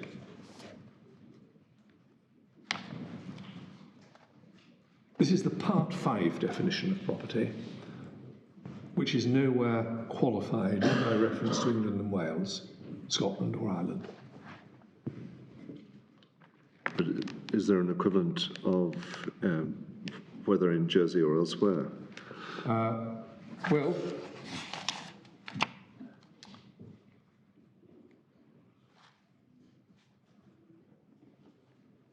what Lord Phillips says at 51 is the answer to that question is that there are in places Part 5 property means property wherever situated. Yeah.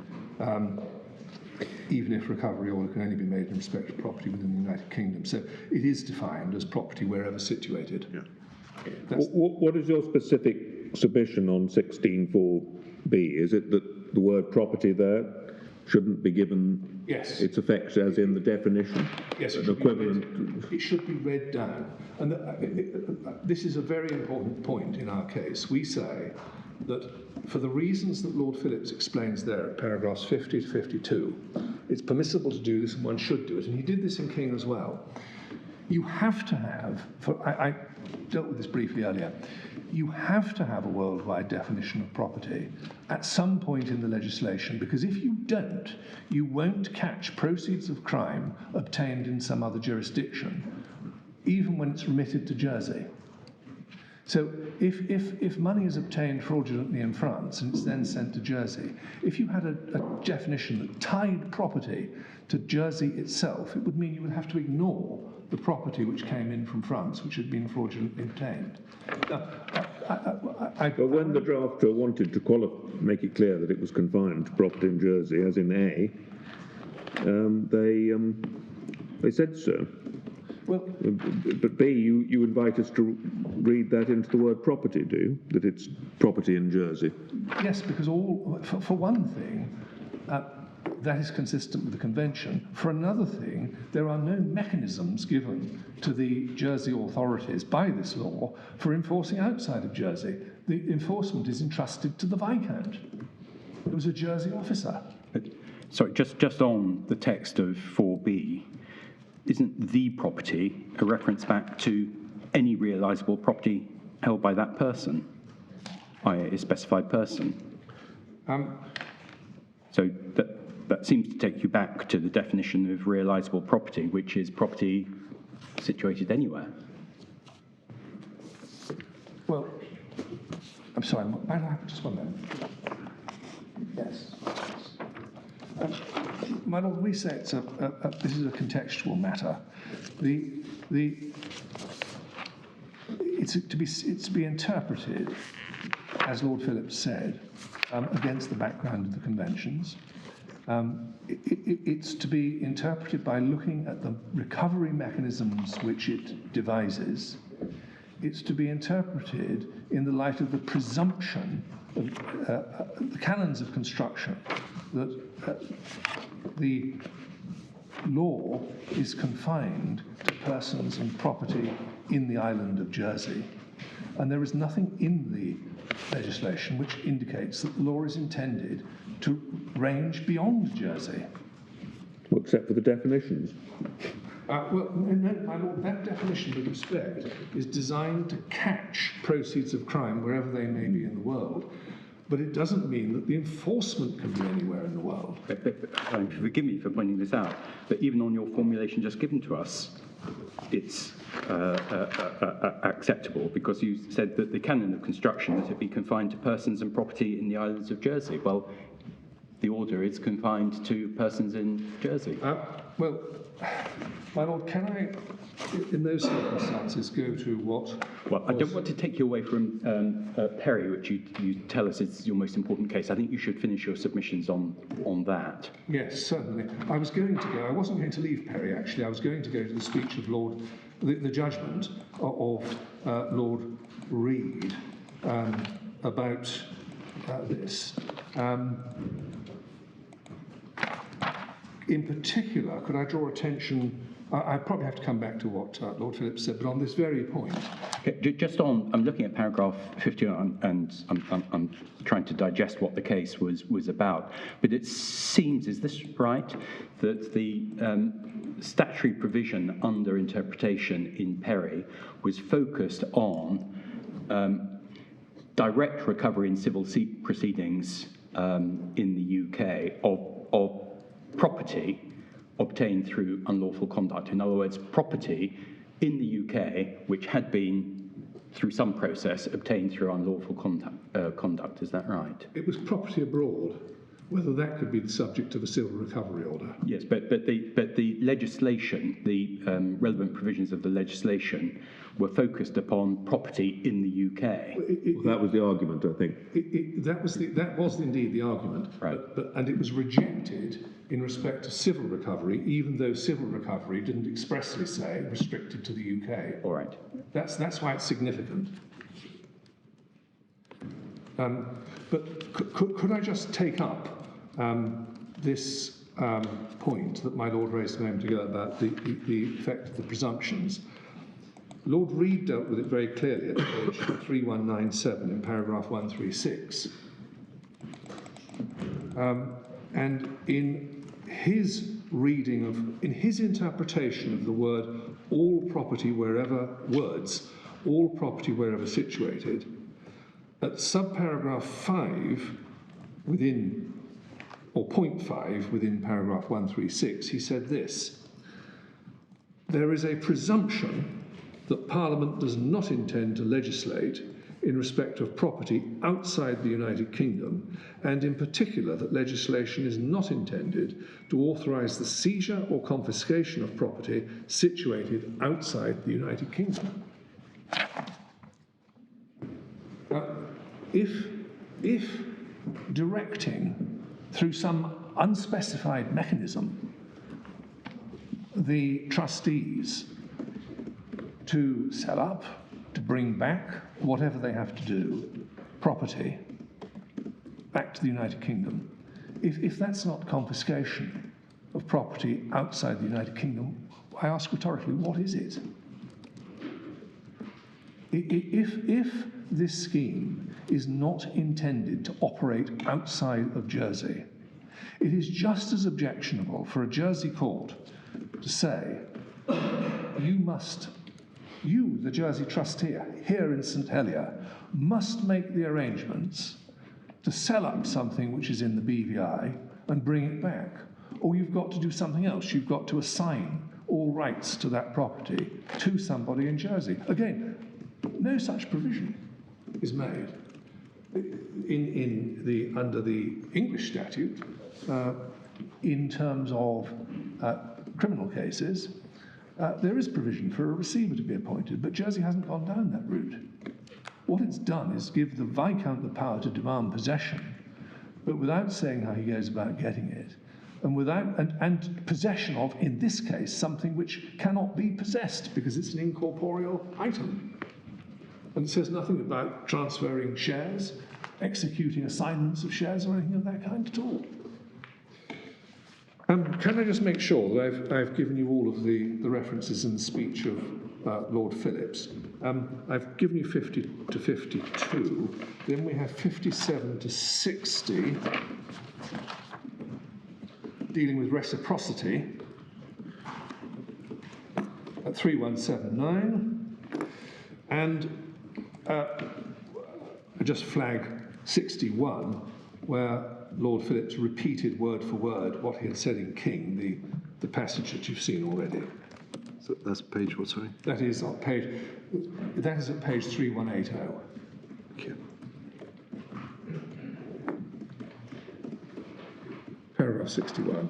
And then paragraphs 64 to 78, which 64 you will find at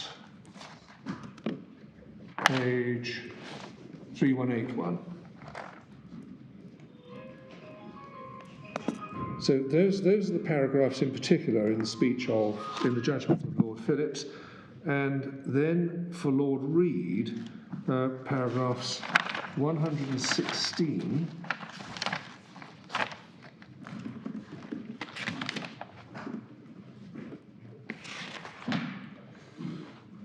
through to 136. So that begins at 3192.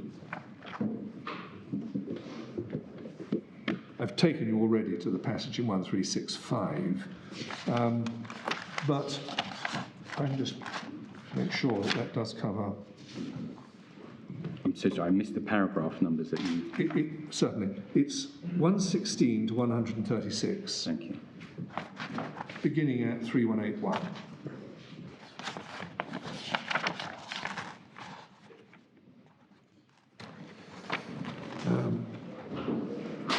You will see that Lord Reid pays similar regard to the terms of the conventions.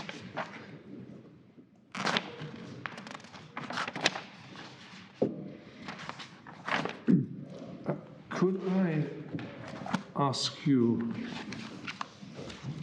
if I may move on then from Perry.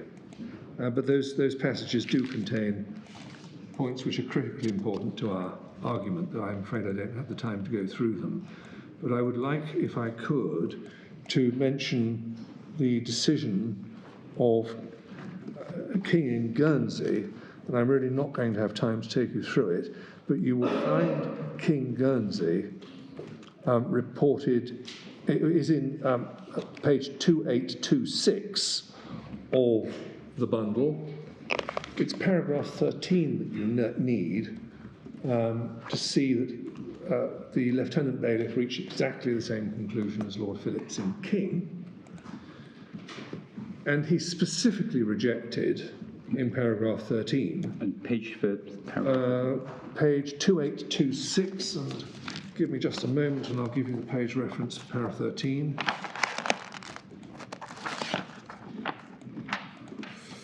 I do apologise, para 12, not paragraph 13. It's at page 2838. And the Lieutenant Bailiff specifically rejected the idea that it was permissible under the regime to make an in personam order against a trustee in Guernsey for the repatriation of property outside. He said that that would amount to stepping outside the relevant provisions. And we adopt that with respect. We submit that for an in personam order to be made for the recovery of property outside Jersey is stepping outside of everything that was envisaged when the modified law was introduced.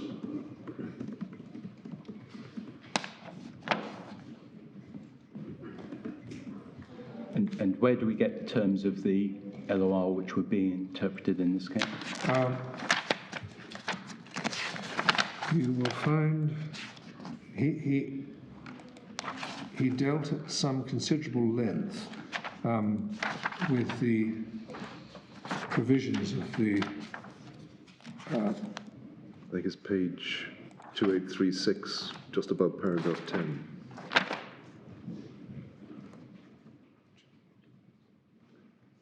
It does indeed, I'm grateful.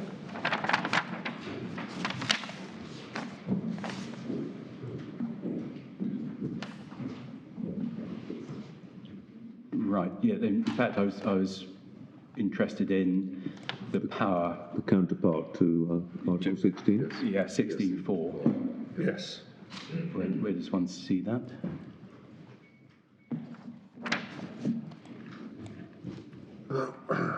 Because if there's only a counterpart to 16.4a, one can see that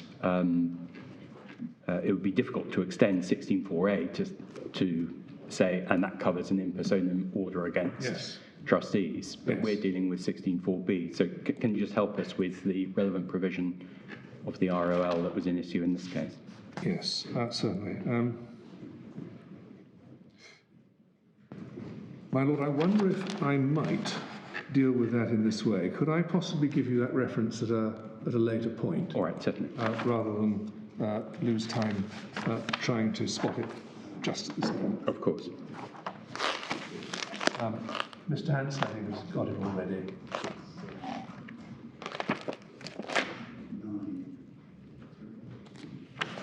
Just a moment.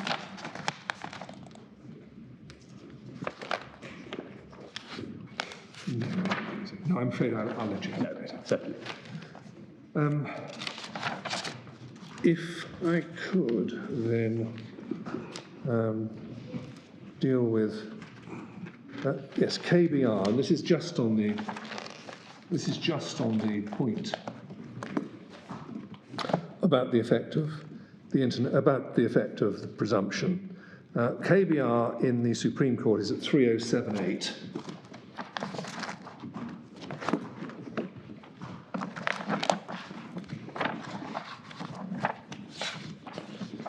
And there's quite a lot on this. It begins at paragraph 21, which is 3086.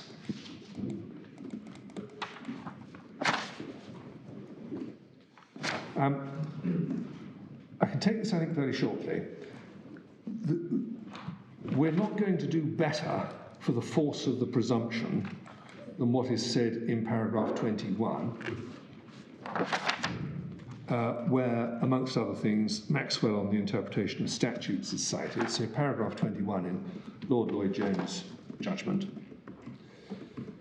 And paragraph 25,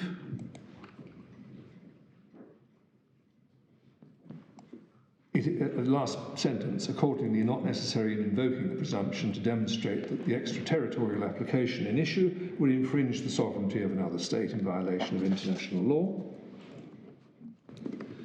And then he asked at paragraph 27 whether the presumption was rebutted by the language of the statute.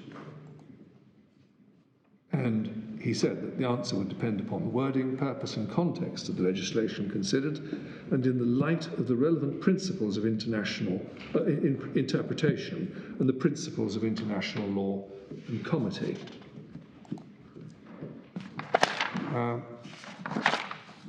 The subject matter he then applied, but this was on a different point, this was about seeking information, Perry, at paragraph 46, that's 3096 onwards, but the provisions in Perry that I've been relying upon were not in issue there.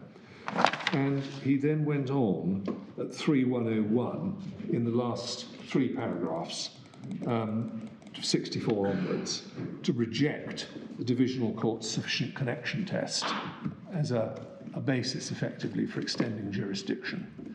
So what we say is that both the divisional court, the Royal Court and the Court of Appeal in this case, drew false support from what had been decided by the divisional court because it hasn't survived the analysis in KBR and the Supreme Court. So it was a decision, at least in part, based upon an incorrect assumption as to the validity of the subject matter jurisdiction.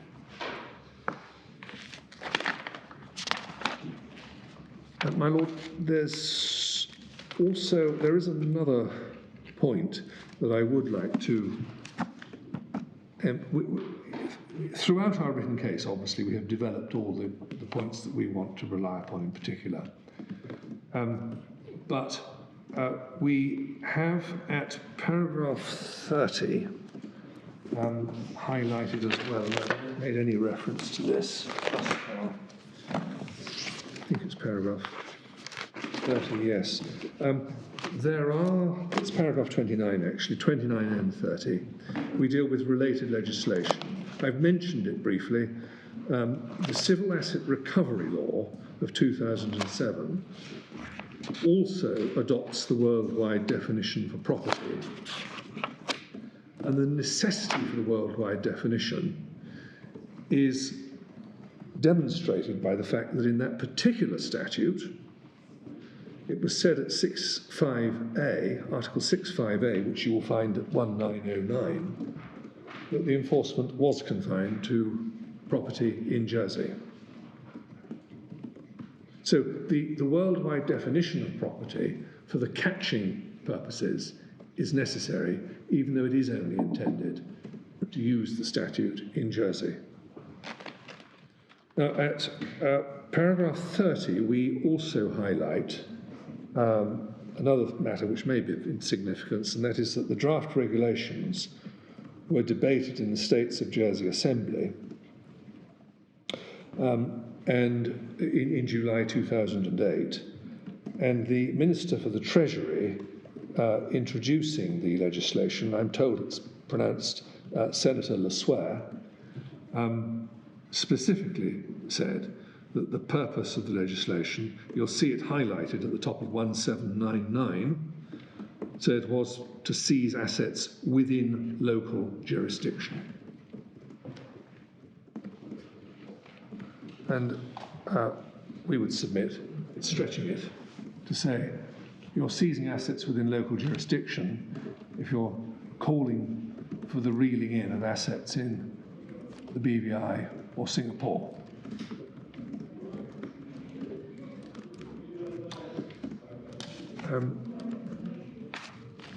May I now just take a moment to check that I have at least flagged the various topics, other than say, please read the case. We address the situs of shares at paragraph 85 forwards in our case. And as to the personal jurisdiction, the in personam order, we address that specifically at the conclusion of our case.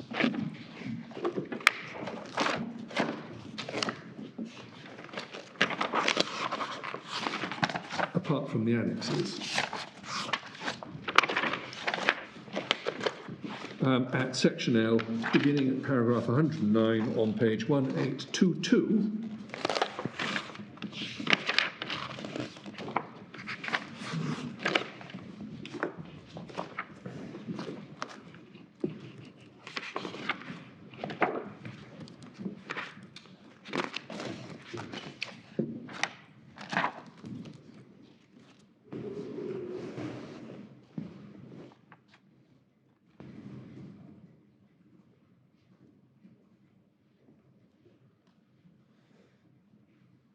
the board will be aware that in granting leave to the attorney to run the appeal on the mortgage case, the board raised a number of matters which we have set out at page 1825 in our submission in section M, headed matters raised by the board when granting permission to appeal in Fang.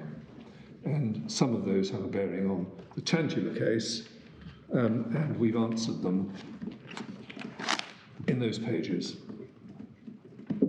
Which pages again? Sorry, 1825. Yes. 1825. We have set out the international obligations of Jersey in Annex 1.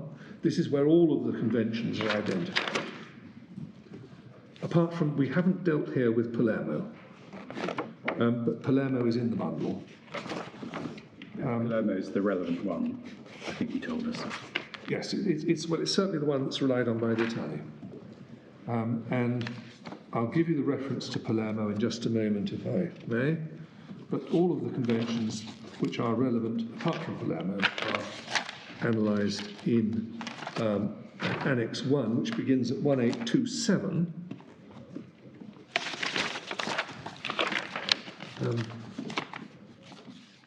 Ian, can you help with Palermo, the page reference? I'm just asking Mr. Smith to get me the reference to the Palermo Convention. That then takes us to Annex 2, which is a comparison of how other jurisdictions have dealt with this point.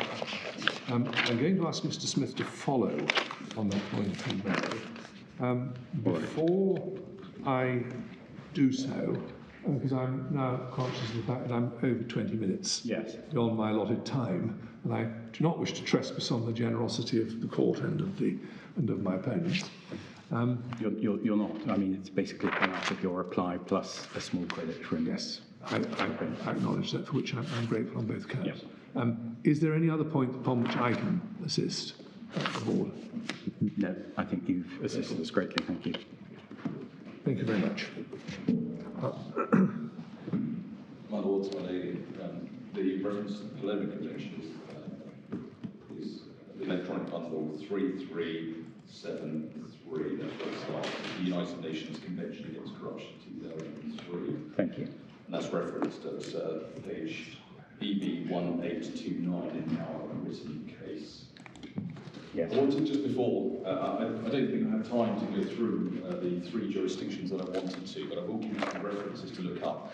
In any event, we've dealt with them, we believe, comprehensively in our written case. Yes. So I think it'd be enough, I hope, for me to just give you some page references. But what I wanted to do was just say something in general, picking up on the point that my lady made in relation to the three-state situation that we're dealing with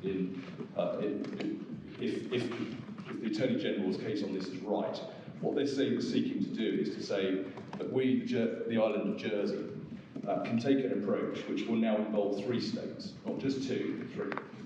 And we say that's contrary to the whole scheme of the international order. If one looks through the different conventions, and there's 5 to which Jersey has signed up to via the United Kingdom, so you extend it to Jersey. The provisions of the conventions, we say, make it very, very clear that one is dealing with a 2-state situation, requesting and requested, and each of them contains various safeguards. And what I'd like to do is just posit this thought experiment. What if you've got a situation where property in the third country is encumbered, not just with a mortgage, but let's say there is a sitting tenant in the property? How does one deal with the safeguards for the sitting tenant? Or what if there are taxes owed, cadastral taxes or wealth taxes or something like that, which the third country would want to assert over that property? How does it have a chance to do that? Well, wouldn't an answer to that be when the Viscount requires the trustee, the owner, the owner company to get in the property, the owner company has to take steps locally to do that, and if it can't, then it can't. The local laws will be enforced. But I think the point that we'd make is that it's so much easier to do this if the request is made to the right country. Instead of going for the... In a sense, it will be, because if the owner goes to, issues a notice to reclaim possession of the property, and there's then an issue between it as owner and the sitting tenant, that will be resolved by the local courts, won't it? There would have to be some sort of resolution in the third country. The next point I was going to make was, what about this situation? What if the repatriation of the asset from the third country to Jersey would be a crime under the laws of the third country? How does one deal with that situation? The Jersey court would be asking a trustee or a person in its borders to commit a crime in another country. Right, but isn't that the point of what the Court of Appeal said, that that sort of situation would be dealt with by the discretion available to the Jersey court, that the trustee or the owner would come back pretty promptly, one might think, and say, if I do what you appear to have ordered me to do, that would constitute me committing a crime in another country. And the Jersey court, one would expect, would say, we're not going to require you to do that. I mean, our case on discretion on this is that it would be impermissibly rewriting the statute. And this is the point that was made in the case of KBR in the Supreme Court. I think it was at paragraph 56 in that judgment, where reference was made to the fact that, I think in Perry, the arguments have been put in Perry. Well, look, we can deal with this in a discretionary way in Perry. We can allow enforcement overseas if there's a sufficient connection, let's say, for example. And there the Supreme Court in Law Phillips said, no, that would be rewriting the statute. You can't introduce into it an extensive scheme of discretion, or any scheme of discretion. But I mean, in our statute, Article 16(4)(b) contemplates the court will make directions, and that contemplates the court has a discretion what to do, doesn't it? Well, what about this situation then? Just continuing this same theme. What if nobody knows what's going on in the third country in this sense? What if the third country itself has a clandestine policing operation against a bank account that's being targeted, or against a property? And then Jersey makes a request for the enforcement against that property, which then they try to reel in the asset, they try to force the trustees to do so, and then that has a detrimental effect against the policing operation in that third country. Right. Wouldn't that be broadly equivalent to your settled tenant situation? That if the owner of the property seeks to reel it in, as you put it, yeah, and the local police don't like that, they have some legitimate reason for stopping that happening, they will stop that happening locally. They will. I suppose my point is this, my lord. What if that has then disturbed that local policing operation? Right, but it won't do it more than if the owner decided to do that off its own bat. The owner of the property might decide that it wants to take control of it in some way. It has property rights locally. It will try to enforce those. Yes. That could disturb that sort of situation. If it did, well, that might be unfortunate. It's just a feature of the owner having property rights locally, isn't it? Yeah. Well, I point them out because on our case, the international conventions, we say, are very clear that they envisage two-state solutions with safeguards in place, not three-state scenarios. How in your interpretation does it work? If the person has, they have a car in the other country because they visit there often and it's useful to have a car. Yes.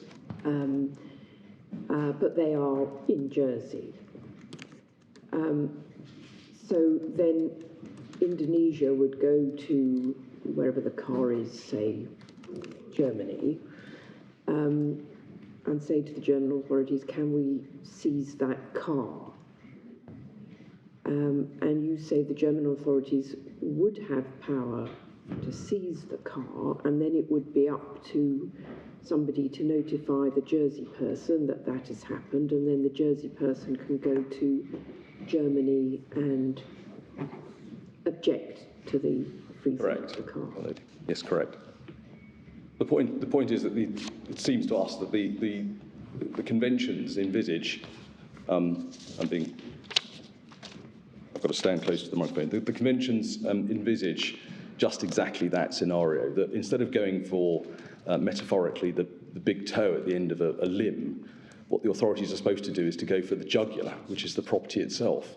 And that's what they're directed to. And that's why the conventions themselves all refer to property located within the requested state. They don't refer to property located wherever in the world and so on. And so it's envisaged that there won't be this indirect approach, but there will be a much more direct approach to the state that holds the relevant property. Yes, Ms. Smith. No, I think that probably is the limit of indulgence that we can give here. Yes, I just wanted to give you just 2-3 page references, if I may. And that's the Singapore material, because it wasn't well enough referenced in our written case. The relevant statute in Singapore is the Mutual Assistance and Criminal Matters Act, and that can be found, the index or the table of contents is at EB 2338. And I wanted to draw your attention to section 29, which is at 2368, and then section 33, which is at 2371. And that's just an example where it's clear that the statute does not apply to any property outside Singapore. But otherwise, we've dealt with all our points on the USA and France in annex to our written case. Thank you very much. Yes, thank you. Well, the board's grateful for those submissions. We'll rise for the short adjournment and resume at 2 o'clock.